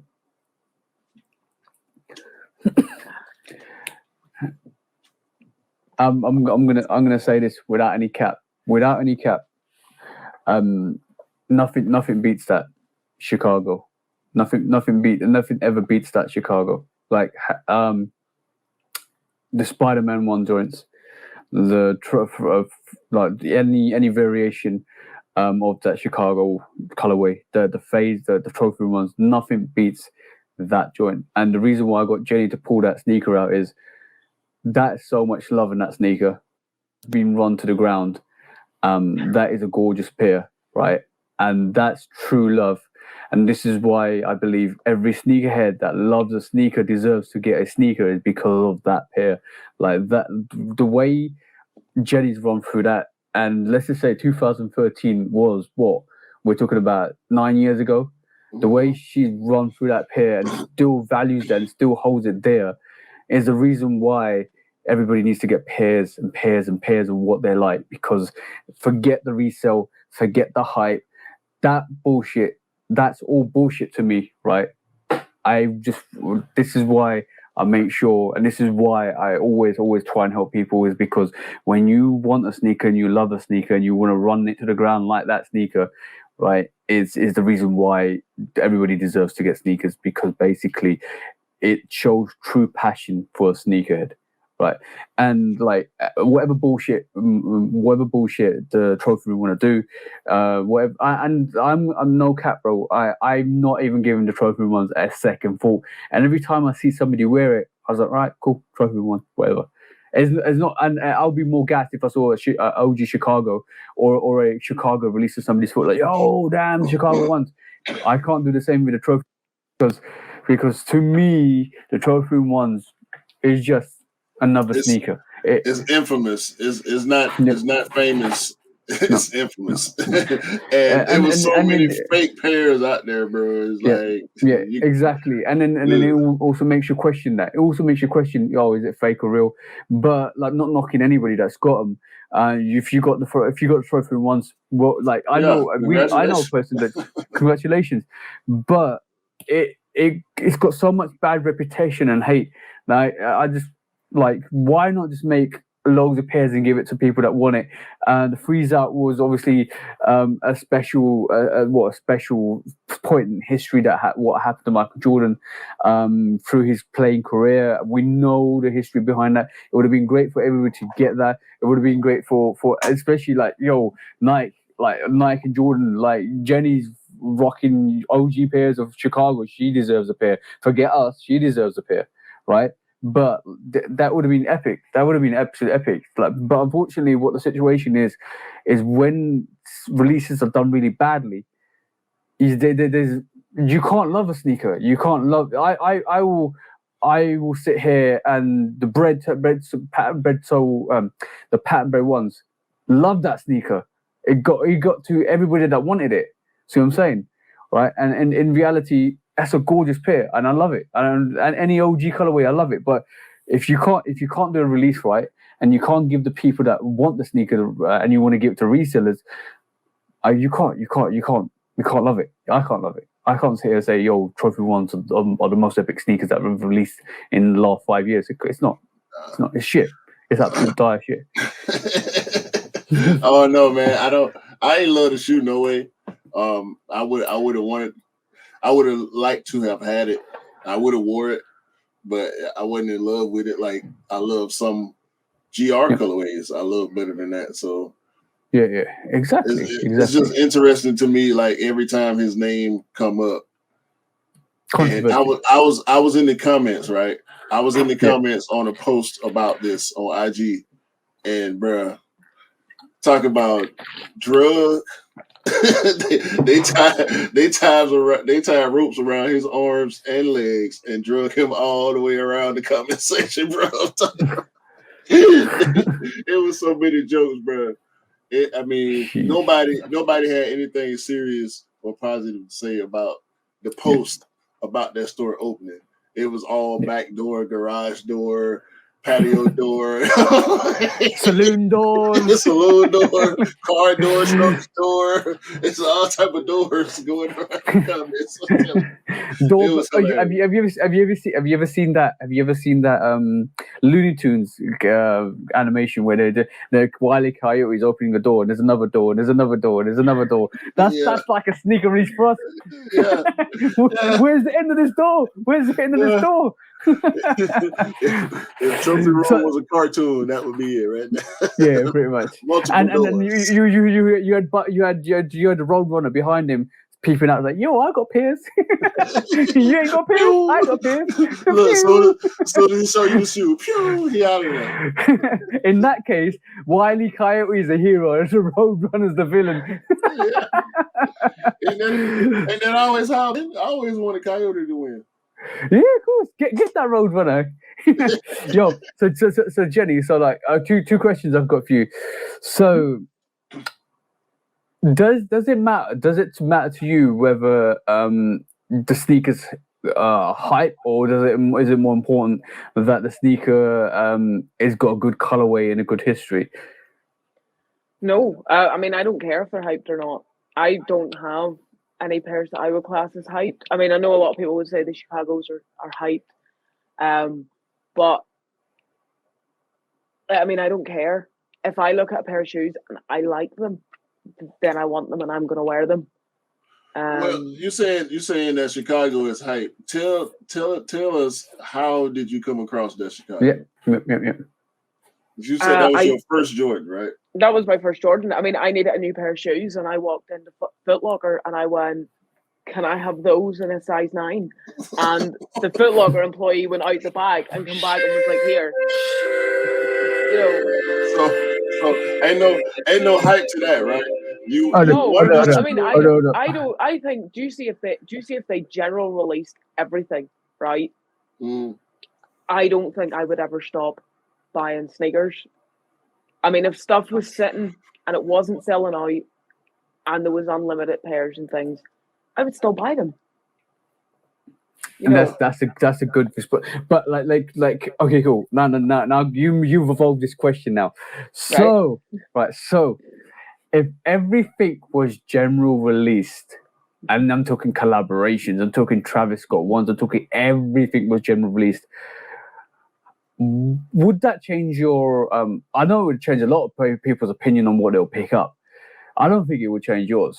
Like you would pick, and this is why we have such an affinity with you, Jenny. Is basically a lot of people that we associate around us always pick up sneakers they like and always wear sneakers they want, because in retrospect, a lot of people we go back to the heritage runs because it's a release this weekend. A lot of people would love it because it reminds them of the Travis Scott. A lot of people pick it up because it reminds them of the Travis Scott and the sample from the 1985, 86, which was the sample that Travis Scott used for his Travis Scott variation. So, in that retrospect, right? Like if everything was sitting, this is how you tell if somebody's got hype or somebody relates to hype better. Is if everything was a GR, how many sneakers would you actually pick up? And that's the question. That is the question. Like a lot, and we could address to not only us but a lot of people. So, go on, Jenny. More than I've got this year for sure. I mean, I don't buy every pair, right? So I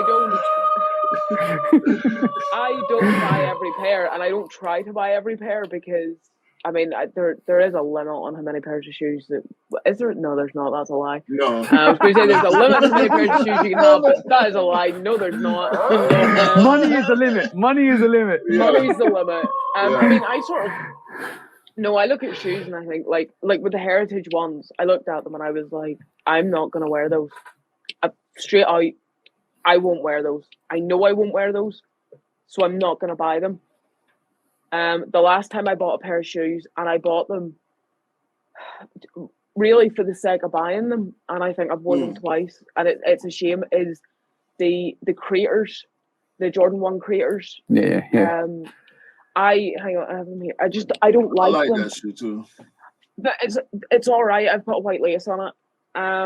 It's very comfortable. The Zoom sole's great, very comfortable. I find nothing. I can't wear these. Like they don't. As you wear a black hoodie. I don't like black shoes though. That's the thing. And like the soles, like I don't know if you can see that. Like these are BNDS as we would say. Because your hoodie collection is kind of extensive, right? Yeah. So like that's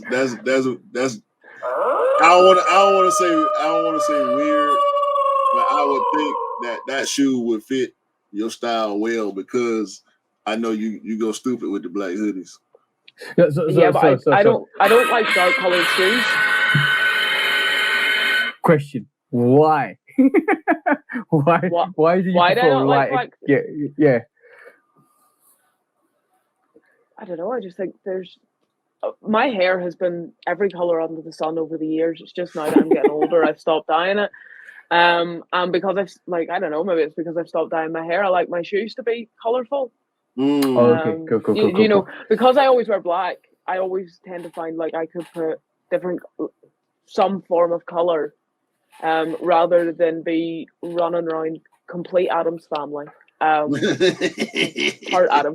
There's nothing wrong with the Adams family. I'm a big fan of the Adams family. There's nothing wrong with that. There's nothing wrong with that. Not at all. I'm a big fan of that. But I mean, no, I don't know. I prefer my shoes to be more colorful. And I find with my hoodies, I can find shoes to match. Yeah. Today's is ambush, the lime ambush dunks, because it matches this, and it's got like a big back print as well. And I just find you can match things. I don't know. I to be honest, like I do like colorful. I'll take a step further. I like mismatched sneakers. I think there's a different. I think there's like a different flair when you wear like the fives, or when you wear a different pair of mismatch, and you're like, it's not trying to say look at me. It's like there's a fine appreciation when you do that, because you're trying to be a bit different and kind of be outside the box rather than be in the box. And because like everybody's comfort zone is in that box. Like I want to wear this, I want to wear black, I want to wear white, I want to do this. But sometimes, and I've learned this over times, and I've evolved as a person by just wearing sneakers, because I've just taken myself outside the box. Now wear different clothing, different like different kind of textures, different kind of palettes of colors, because it kind of forces you to do that. And it's great because all of a sudden you're like, okay, cool, I don't want to be in this box anymore because it's boring. I want to be outside the box. I want to just experiment a bit more. I want to be different. I want to wear something different. I want to wear like and sometimes you get loads of eyes because what the hell is wearing like for instance, this is why I think this is a brilliant sneaker. Because it's so different. Like even the sole, so different. So this that motif that's interwoven. It's so different, and it's not because you want eyes on you. It's because you wanna not wear like Air Force One, all white Air Force One. When you literally like when you're going down the street or when you're going to like the malls, how many Air Force Ones, all white Air Force Ones, or all black Air Force Ones, or all like? Do you want to just fit into that realm, or do you want to kind of just be different? I have a confession about the Air Force One. They are. I hate them. I don't like the Air Force One. I don't like the Air Force One. I would wear the Air Force One. I hate them. I said it. I hate them. I hate the Air Force One. Oh shit! I said that might be a first. That's a first, definitely. Do you like the Air Force One? I don't hate it, but I don't. There have been certain Air Force Ones, and I always this is a slight segue. I always go on Nike by You, and I try to do because they come out with so many different variations of the Air Force One, and then on Nike by You they only let you use certain colors, sometimes on different variations. So I used to do Air Force Ones back in the day, like when I was in high school, 1,000 years ago, and I did Air Force Ones because I couldn't afford Jordans. So it was Air Force Ones, it was Reeboks, it was like tier 2 Air Max with just one bubble in the back, not with the full like 97s and all, the lower tier version. Every time a signature shoe come out, there's a lower tier version, or it used to be like that. It ain't so much like that no more. But Air Force Ones, they don't hit right for me. And that it's a cultural thing because in the United States, if you are a street pharmacist, it's a requirement to have white Air Force Ones available at all times. Like it's such a big cultural thing when it comes to street culture. White Air Force Ones and black Air Force Ones, like white Air Force Ones signify, I'm doing well for myself. Like every time you see me, you're gonna see me in a clean pair of white Air. Like I don't want this motherfuckers out here talking about, they only wear them once or twice and then they give them away or they throw them away and they buying 10 pairs at a time and all that, bro. You talk about it's Dr. Dre. Serious. You talk about who? Monday, Tuesday, Dr. Dre. Monday, it was Tuesday. Yeah, that's the culture. That's the culture with Air Force Ones here. So it's like if you like Air Force Ones, you have to like the triple white, and it's jokes about the all black Air Force. That's Air Force mentality, bro. Yeah. Okay, cool. Another Mythbusters. No, bro. And you don't have to love Air Force Ones. Like I don't completely hate them. I think I never wore a pair. And I think if I wore a pair, I would probably change my mind. There's no reason why I haven't wore a pair. I just haven't seen a pair that I've looked at and went, oh, I like those. I got this one pair of Air Force Ones that I actually been looking at more recently. I tried to get them when they released. I think it was last year. This is my favorite Air Force One. Yeah. The Wii Moto. I really, really, really, and it's not super expensive to get, resale, but me, I ain't trying to pay resale for shit. So like this is a dope Air Force One to me. I would wear that. I would wear that before I wear a triple white. Be honest with you. I'm just not an Air Force One guy. I know. I very nearly picked up the Space Jam ones because they had those were hard on them. Those were hard too. I very nearly picked those up, and then I was like, I don't know. I think that month that they came out, there was another Jordan release that month as well, and I was like, I'm not going to go for two pairs of shoes I'll just get one, and I end up getting the Jordans. So the reason why I put that Mythbusters tune on, we're gonna call it Mythbusters tune. So I one of the bros I was out with this weekend, we were hunting for Air Force Ones, all white Air Force Ones, because he's going to a wedding, he wants to wear some all white Air Force Ones, but they were sold out I don't know everywhere else, but in London they were sold out everywhere. I'm talking everywhere. Like, how hard is it to get these Air Force Ones, bro? Yo, and like I said, bro, it's a cultural thing, man. Like that's probably one of Nike's #1 selling products. On the sportswear side, like it's got to be the white Air Force One because they can't keep them, and they constantly making them, bro. Constantly making them. It used to be back in the day where they did it seasonally, but now they doing it year round, and you can't. They limiting the amount that one person can buy online. Yeah. So because they know the customers are picking them all up. So the customers are picking all of them up. Yeah. So to customize it, it's a big business. I think Nike's clocked on like no. It's not just customizers though. Like, bro, if you look at, I've seen it on sneaker shopping a few times. I can't remember exactly who it is. Well, some of the dope boy rappers, they come in there and they buy 10 pair of Air Force Ones. Like they say, give me every one that you got in size such and such. And I think somebody walked out of there with like 20-something pairs of white Air Force Ones. Yo, Dr. Dre, give us all our Air Force Ones back. Bro, like it's a thing. It's a phenomenon. Like I don't get it. Like I agree with Jenny. Like I don't completely hate Air Force Ones. There are only certain ones that I really feel like, oh yeah, I rock that. But man, I ain't got no Air Force Ones in my collection. I tell you that. If I did, it would be that wheat mocha because that's the only one I wanted recently. I think for me, like Air Force Ones are nice. Obviously, culturally important, but I feel the same way as you guys. I can't wear Air Force Ones. I'd rather stick a Jordan 1 on than an Air Force One. Just my personal. Yeah, I mean, compared to a Jordan 1, Air Force 1 is a little bulkier. Yeah, it's the same exact styles. Some of the overlays even the same, but that outsole on the Jordan 1 is what make it different for the most part. Beautiful thing. Exactly. But like, I'd rather put on a bulky Jordan than Air Force 1. You know what I'm saying? Like I'd rather throw on a Jordan 10 or a 5. You know what I'm saying? Like if I'm gonna have that much cushion. This is called cushion.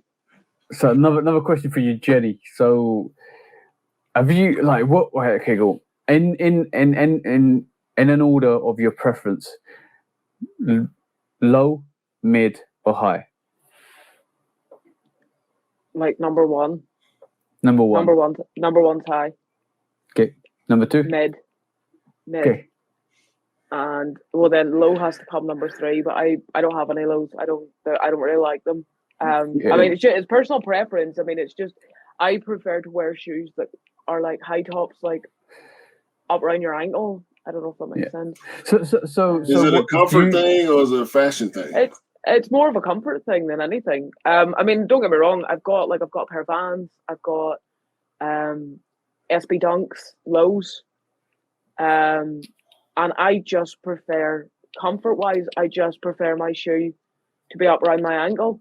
I don't know if that's really weird. Highs are definitely top, but I mean, I don't know.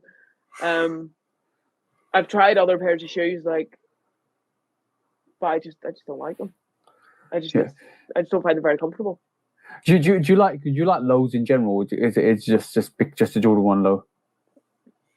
No, I don't really like them, man. Like I'm talking any low, like not even a Jordan 1 low, just any low. Probably the SB Dunk low. I think it's fine. Like I think they're okay. I like they've got the thicker tongue, like it's more cushioned.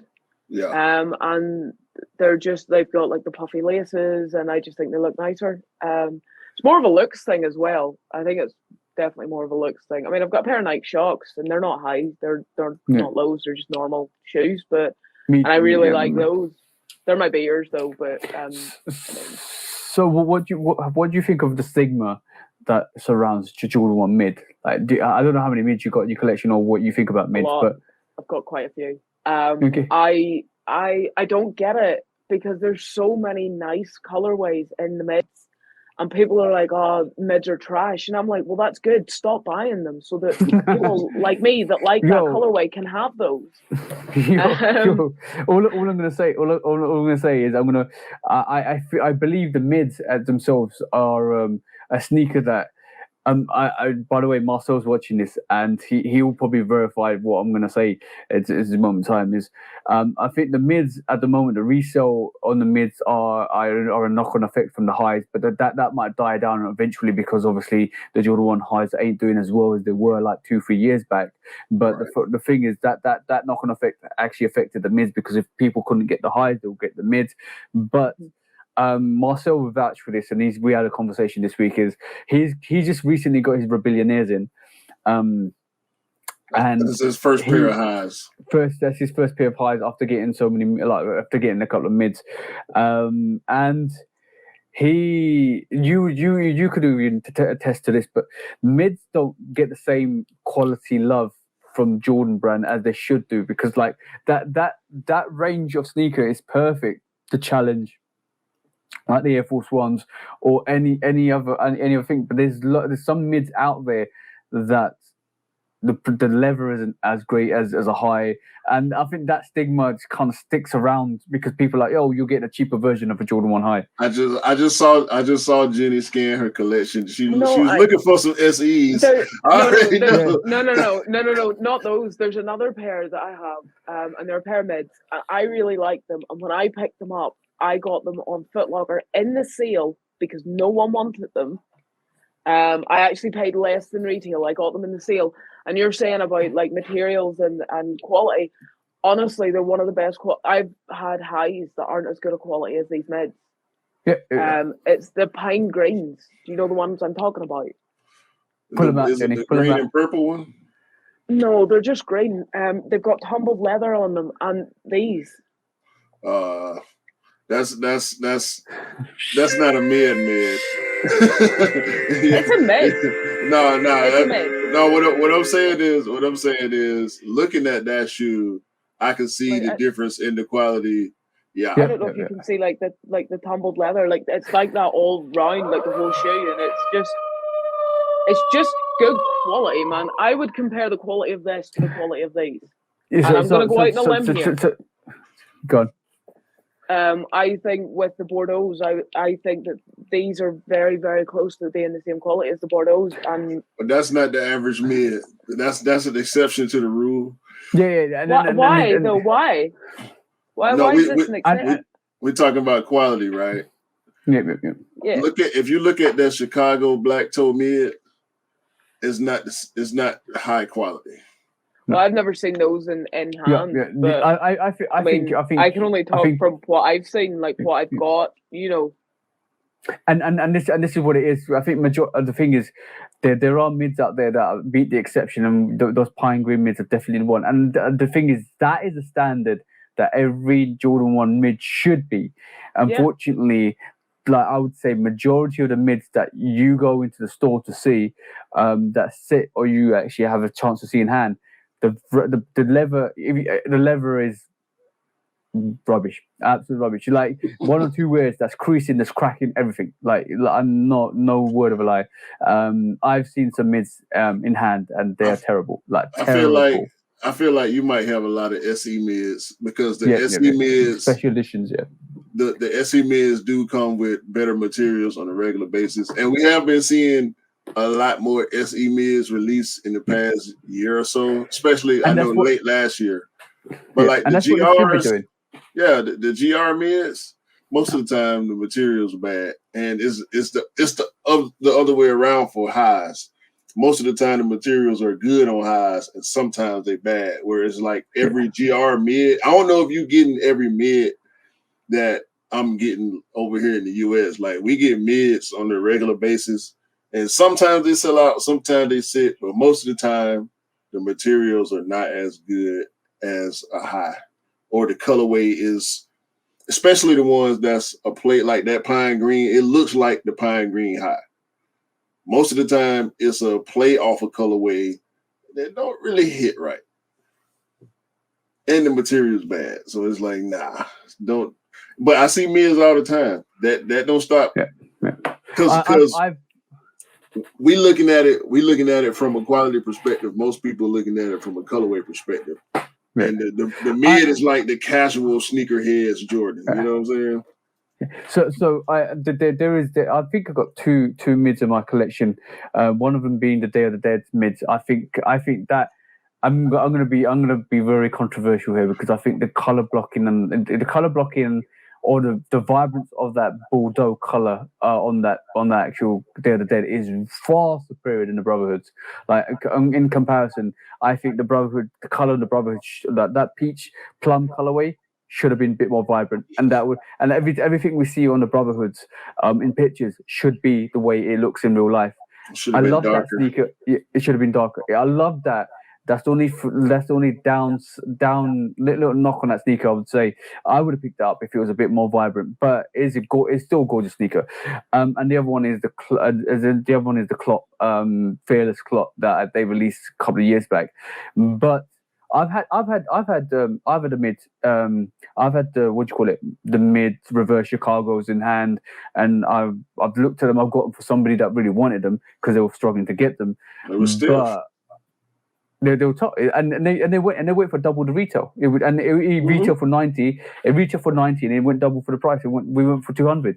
But I got it for the person. I actually showed it on Instagram, and the quality on that is poor. Like, and this is why I think there's a lot of hate towards the mids because the quality, the color blockings are different. I don't mind the color blockings, but the quality on those mids are like, let's just say SE, which is upped in price to 115 rather than 90 in pounds in terms of the cost. You will definitely get if you get a mid at 90 pounds. Forget the sale version, but if you get a mid at 90 pounds at retail, the quality is more than likely going to be really bad. Really bad. Like I'm talking like papery, like synthetic leather, which will crease up, which will not last time. You see those Chicago's from 2013? That would not last as long as that. Yeah, they ain't making mids. They ain't making mids like that no more. Like the ones you showed, some of the ones, and we've seen. I know I've seen a few of the mids you got in your collection. They're not making them all like that. Like a lot of them, they're not the best quality at all. I haven't seen any like of the new, like the newer mids. I haven't tried to get any just because there's been no colorway that I liked or that wasn't coming in a high. See, there we go. Like, that's what I'm talking about because you're not just out here copying every mid. You're being selective with it, and you're selecting the right ones.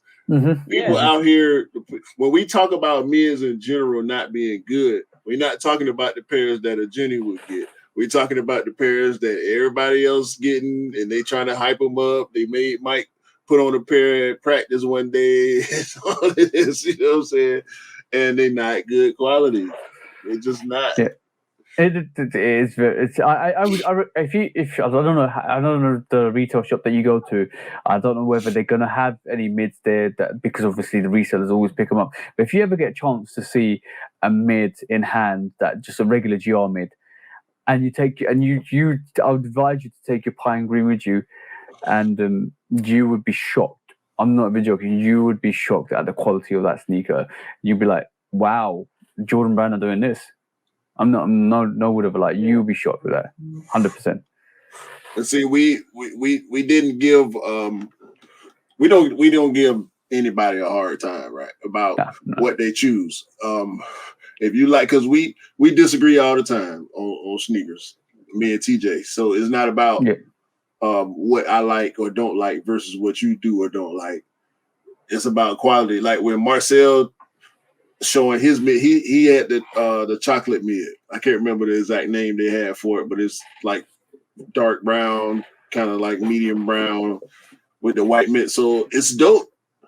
But when he got their Rebellion there, he said he ain't none of his mids come close to the quality of that shoe. Yeah. You know what I'm saying? So I'm like, well, now you see, and now he blaming us because he finna start buying highs instead of mids. It's like, bro, don't stop buying mids. You just got to pick the right ones. Exactly. And to be honest, like Jen, you're spot on. Some of these highs, don't hit the mark. Like some of the highs don't hit the mark. You are spot on. It's poor. Like we had with the Shadow 2.0s. I would say the Shadow 2.0s, if it wasn't a high, it would be a normal mid. Like it would be a GR, prototype. Terrible leather. Terrible. But unfortunately, this is ironically we've just done a full circle. Like this is £90, right? And the quality on this is amazing. You gonna stop holding up that damn Adidas. The mid is £90. Oh, exceptionally, like the pine greens, like probably as good as the forums. But the JGR mids which are £90. If you really want to branch the bracket where Nike are doing sneakers at mid-range, which are great in quality, and then want to fight the competition for forums, fight the competitions for like Air Force Ones, fight the competition within ourselves to get like a sneaker that is really good quality, but also will sell out and it's worth selling out. Then they need to up their mid game, and I thought they were going to when the Fearless pack came out, because the Melanie Asani mids, all of the mids that came out were amazing. Most of them was amazing. Even Blue the Great, even the Blue the Great mids. Like we're talking about the whole range were good. That was a good range. I didn't like the black one with the jewel swoosh. That one, I didn't like that one. Okay, cool. Yeah, but so most of them were great. But in terms of that, I thought that was an indication to me that Jordan Brand are like, yo, we need to step up our game in this mid-range because we can take over here. Because if we start producing sneakers at $100 or $115 that would compete with other sneakers in that sneaker range, people are going to pick up our Jordan 1 mids because that stigma. But with you saying that, you know, that if they're going to branch into that market and they're going to make mids and they're going to make them better quality, for $100, as you said, they need to make them more accessible. Yeah. You know, stop like that. I don't know about anybody else, and we did talk about this earlier. It doesn't matter how hyped or how general release or how many pairs there is. If I like a colorway, I'm always going to buy the shoe because I like the colorway. I think like even because like I get people like around like Christmas and things, I get a lot of people message me and they're like, you know, how do I buy? My sister, my brother, my cousin, whoever is looking for a pair of Jordans. Yeah, all the time.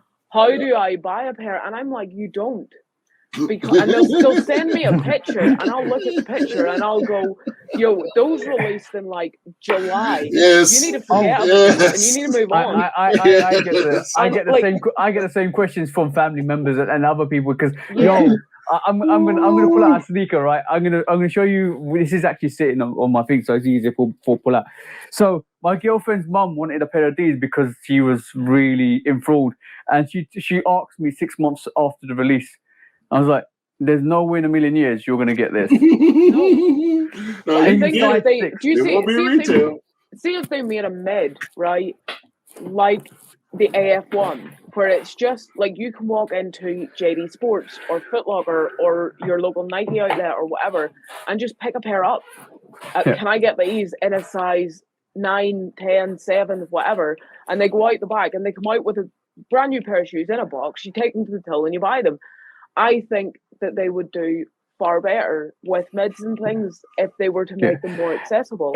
Accessibility is always a question. Accessibility is always going to be a problem. And there's, I mean, we could talk to we're blue in the face about not being able to get shoes and about other people not being able to get shoes, but it's always going to be a problem. And see, to be honest, right, I think PJ, me and you were talking the other day that the hype's starting to die down. Yeah. I am living for the death of the Jordan 1 hype because I just want to be able to look at a pair of shoes that I like and buy them. Yeah. Yo, I like those. I'll have those. Jenny, move to London. right? Or move close to London, or travel to London, because those heritage ones were sitting like I think I do believe like I would say post anything collaborative and anything that's special with meaning, like the Rebellionaires, every single Jordan 1 going forwards, except for maybe the OGs will sell out. They're gonna sit. I can see it. I've seen it last year. I've seen it last year, and I can see it going forward, 100%. I don't know. I don't know about you, Q, but because the United States is a different animal. It's a dragon rather than a wolf. But I can't see it happening. I can see it slowing down for certain releases because we've been seeing that recently anyway. But outside of that, man, Nike just need to. Some of this stuff need to be mass produced, man. Like that's it. It needs to be mass produced. And I think for like other people, you know, like coming into the sneaker game, like there's so many people can't. I don't know how to word this. There's so many people can't get on board with it because they don't know how to go about getting shoes. Yeah. You know, and they're like I've met people and they're like parents with kids who have got their first pair of Jordans and I don't know, they're like some sort of mid that sat or whatever, and that's great. You know, like, and they say to me, they're like, how do I get my kid a pair of shoes for Christmas? And I'm like, you don't.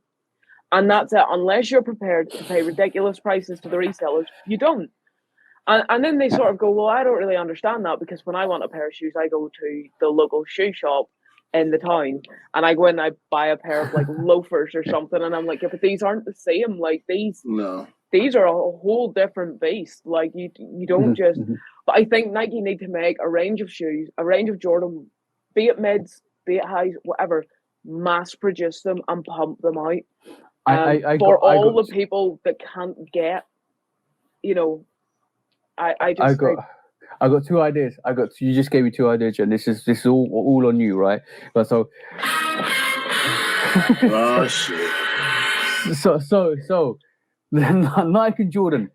Give that little kid the Jordan or Nike he wants for Christmas. Don't limit your sneakers. Make sure that parents can get that sneaker by walking into that shop. So, in response to that, I think it'll be really good that if for Nike, I'm giving you 3 ideas here because you could make yourself brilliant if you did this. Because you should be able to a kid's parents should be able to go to the shop before Christmas or around September time and say, can I place an order of a manufacturer for like a Nike ID or a manufacturer of a colorway that looks like this, because my kids wants this for Christmas. Place it in the Nike store. They'll manufacture it. They'll bring Fat Father Christmas down the chimney tree to give that kid the sneaker he wants, because you know what? That's the love and game of being a sneakerhead, because at the end of the day, what happens is you want that kid to actually start to remember when he was young, when he picked up the sneaker, when his parents gave him that sneaker, and then he could actually wear it around, and he was so proud to wear it. So that becomes your start to your sneakerhood. But unfortunately, if you make your sneakers so limited that you kind of isolate your market, that little kid will never be able to touch your sneakers until he's old enough to do that. And unfortunately, he'll become cynical like one of us lot, where we couldn't pick up sneakers when we were younger, and we're now bashing you guys because we still can't pick up sneakers that we want. Yeah, well, the thing is, we know Nike's business model is as far as because we thinking about it from our perspective, right? And like you just mentioned, like we were saying earlier, when you first get into it, you on the other end of that spectrum. You way over there. You on the outside. You trying to peek in. You don't know what's going on. You don't know what to expect when you get inside, right?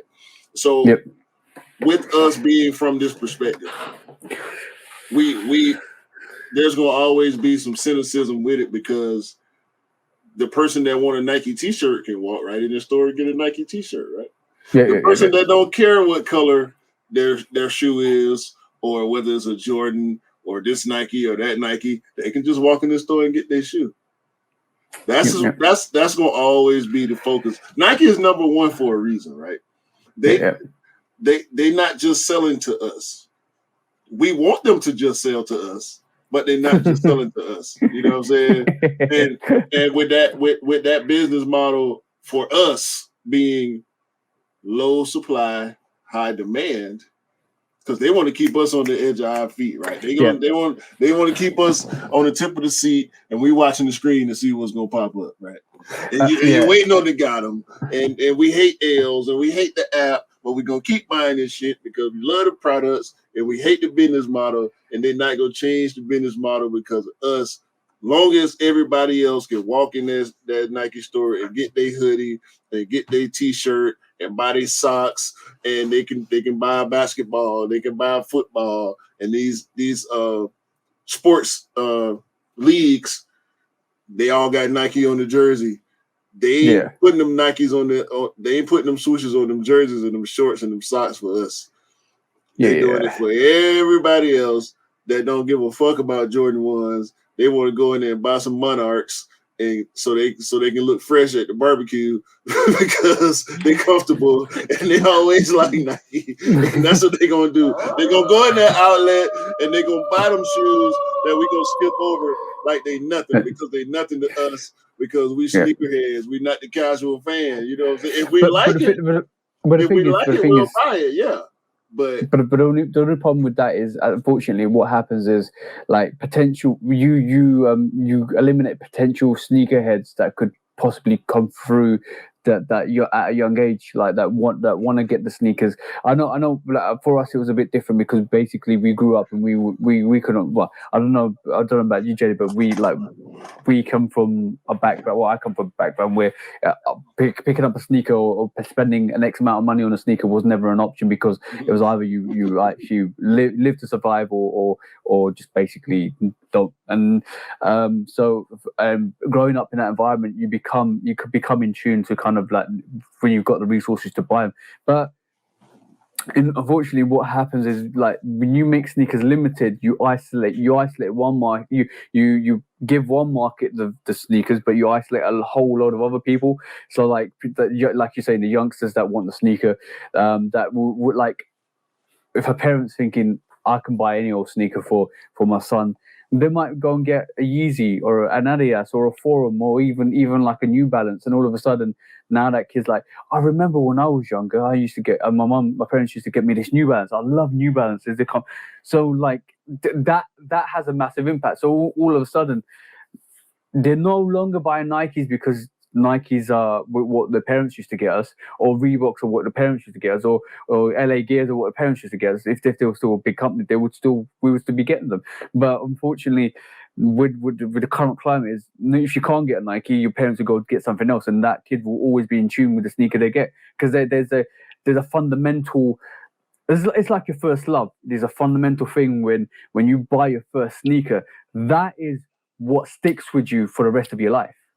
Yeah. So Nike need to make sure, if they want to be serious about the game, they need to make sure that their kids get that Nike, they get that Jordan 1, get that like Air Max 1 or Air Max 90, or they need to make sure that these pairs are accessible for the kids that want to wear them. You can get some Air Max 90s, some Air Max 1s. They won't be the concepts.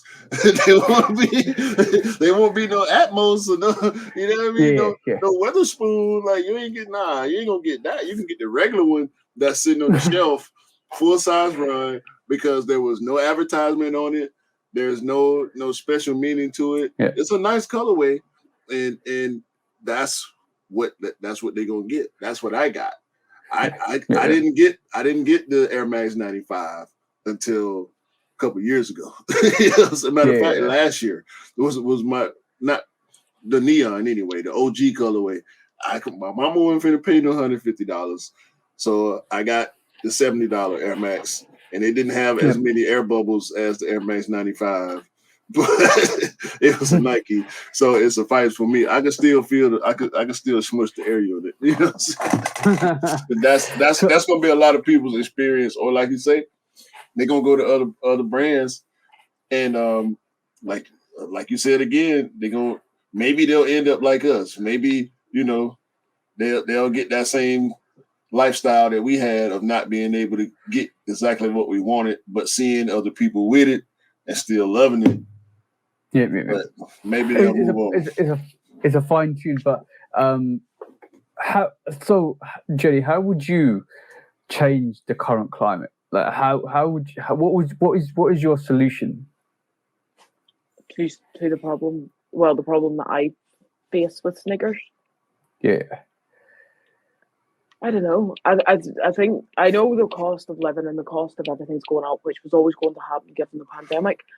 I think the price of the Jordan 1 is just getting a little bit on the high side for my liking.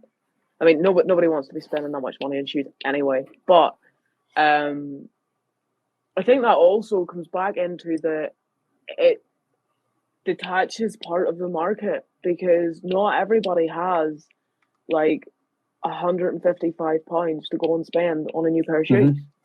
Mm-hmm. Whereas like a couple of years ago they were 120, like 130. And I get like the price of everything's going up, the price of absolutely everything is going up, and I get that. And everybody's feeling it everywhere. Yeah, I don't know. I think we need to find a happy medium with price wise. Like I said to you, I had this conversation with you, TJ, the other day about the Union Dunks.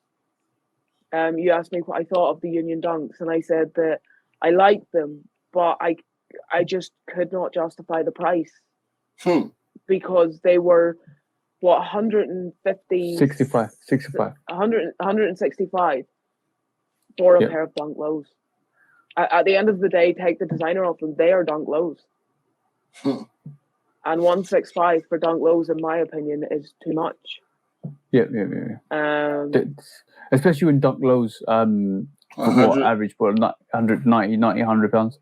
Yeah. So I literally got a very premium Dunk Low for Ash for 95. No, all in all 95. So in reality, because it's a custom, there's this place right. Collaborations are customs. Yeah. Because this is a custom, they up the price by $65. So over 50% extra on that sneaker. What collab has been regular retail? I don't remember that really ever happening. The Travis Scott ones where fragments were. They were regular retail price. Yeah. We ain't seen that since. Was it 170? I don't know. I can't remember. Was it 155? I don't think they were regular price, but normally we don't get collabs regular price, and normally we don't get. But do we get them? Do we get them nearly 50% more expensive? No. Not normally. They're not normally that much more expensive. I mean, don't get me wrong. I'm not saying anything wrong with them. I really like them as a shoe. I really like them. Were they for me? No, because contrary to popular belief, I don't just buy every single pair of shoes that comes available because we all adults and we all got live. We've got adulting to do. We have adult things to do, and sometimes hobbies and things have to take a back seat or have to not be at the top of the queue. But I just think 165 for a pair of Dunks is no. At the end of the day, they're Dunk Lows. No matter what you want to do with those, they're Dunk Lows. No. You know, and Dunk Lows are, as you said, 90, 100 quid. Yeah. 100 over here. 165 is a pair of Jordan 1s. Yeah. More, nearly, than a pair of Jordan 1s. Yeah.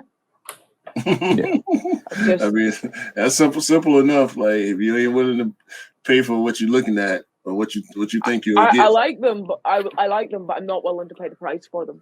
Yeah. And I think that goes for any hobby or interest that anybody may have. There is things that come and it may be, I don't know, more expensive or whatever. Like resale, I'm not prepared. And Q, you said you won't pay resale. Like we won't pay resale. I'm done with it. I'm not. I won't pay resale because I just won't. Like I take the L and I move on to the next pair that I see that I want to buy. I don't. Yeah, it's gonna always be another pair. I was actually thinking about that yesterday. Like when I felt like or when I knew that I was going to be able to get the J5s, right, I started to think to myself, did I like that shoe enough to pay resale? And most of the time, the answer is no. No matter how much I love a sneaker, I just don't want to pay resale no more. Like not even low end resale, because I feel like I'm being cheated. You know what I'm saying? Like unless it's even when something is like right at retail, I feel like if it's right at retail, then I should have been able to get a pair. And if I didn't, maybe I didn't need that. Mm-hmm. You know what I'm saying? And you hit the nail right on the head, because like when we're actually talking about sneakers, we actually talk about how delicate a balance needs to be, and I think the balance is shifting the wrong way. And it feels like the prices are too high for people to actually afford to like keep investing in sneakers, or keep actually getting sneakers, to a point where now, and I know it's not happening in the US at the moment, but it might happen in the US, bro, because now we're finding outside the US, a lot of people are not picking up what we think they might be picking up. I would have thought, look, sitting here at this moment in time, I would have thought the Heritage ones would have sold out. I thought the Jade 5s might have sold out. They still have playoffs somewhere around here. They were sitting for weeks and weeks and weeks. Too. Yeah. So in reality, I think people are making those hard choices, and the knock-on effect is on sneakers. So I think the balance was there just about. Now the balance has shifted to where people are just not picking up sneakers anymore as they would normally. And I feel that like the whole. I think Night Brand are going to probably sit down in the next year or so and think about evaluating what they can do, because the hype can only stay. The hype can only stay on for so long. See what I'm saying? The hype can only stay on for so much before it but the bubble bursts. So it depends on what's driving the hype. Like we all figure that resale is driving the hype, right? And it's been like that for a couple of years. That's why prices, especially after the Last Dance, with the price of Jordans, ones went up a whole lot, but every Jordan silhouette, especially the early retros, all the prices went up after the Last Dance. With us feeling like resale is driving the culture, the dip in hype, I think that we experiencing right now, especially over there, is because resale is drying up. People are learning. I think a lot of people that were new are learning, and people are. I know a couple people that I used to buy for sometimes hit for their own sneakers, and I love it because then I don't have to worry about trying to help you get so much. Now you learning the methods, you learning the stores, the raffles, and all that, so you can start getting your own pairs. But with limited stuff, I think it's gonna always be like that, bro. Yeah, limited stuff. I think where the knock-on effect is gonna be GRs. Like GRs. That's what we're really talking about. We want GRs to be GRs. Like we ain't gonna never get a Travis Scott GR or a Clot or a Concepts Union. None of these collabs gonna ever be as big. Like the playoffs, we just said we seen playoffs sitting. Yeah, it's an OG re-retro. They've been doing that for a couple years now. You know what I'm saying? Like the OGs gonna get big releases, over a million pairs and all that. If they do 100%. That with every Jordan 1, I don't think the hype will die, bro. I really don't. Because as long as people feel like they can get something off on resale, and dudes taking, $20, $30 over, that ain't nothing to be trying to buy up multiple pairs of every shoe and not have somebody that wants that shoe. You know what I'm saying? That's why I just started buying pairs for people that ask me for help, because it's like I don't want to have all these shoes sitting around.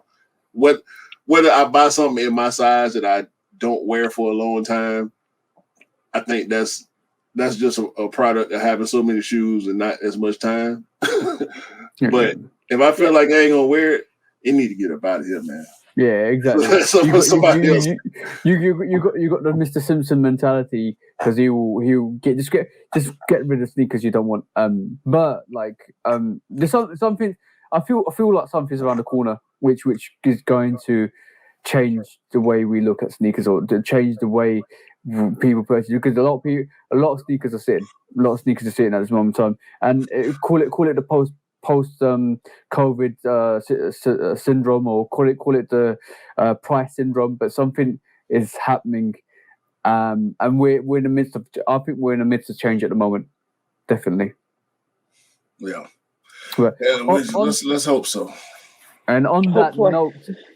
that note, we are going to wrap up the podcast because it was an interesting conversation with you, Jenny, and it was great for us to get a female sneakerhead on board to have a discussion. First time, and it won't be the last time because Jenny, you will be coming on hopefully countless number of times, and we will have. Hopefully, we can get a couple of other female sneakers to join at the same time. We'll have an open discussion, and we'll talk more because I know we didn't mention that you were actually a UK 9. Was it 9 or 9.5? 9.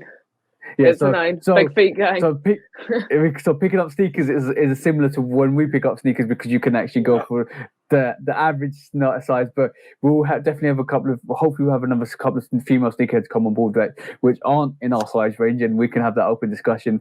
And we will definitely bring you back on. But I'm gonna let you enjoy the rest of your Sunday. So, Q, do you want to wind us down, and we can let our pal. You have the rest of the Sunday. They should have never gave you soundboards. That's what. Nah. But yeah, we really do appreciate Jenny coming on this week. We got to have a lot more conversations that we wouldn't have had without Jenny. So we appreciate that. We appreciate everybody 100%. For tuning in. As TJ would say, we hope everybody have a great day, a great week, a great month, and we hope everybody can cop all the Jordan 1 Mid SEs that they want because everybody deserve all the Jordan 1 Mid SEs that they like. You feel me? And give that kid the sneaker he wants for Christmas, Nike. Peace out for now. Peace.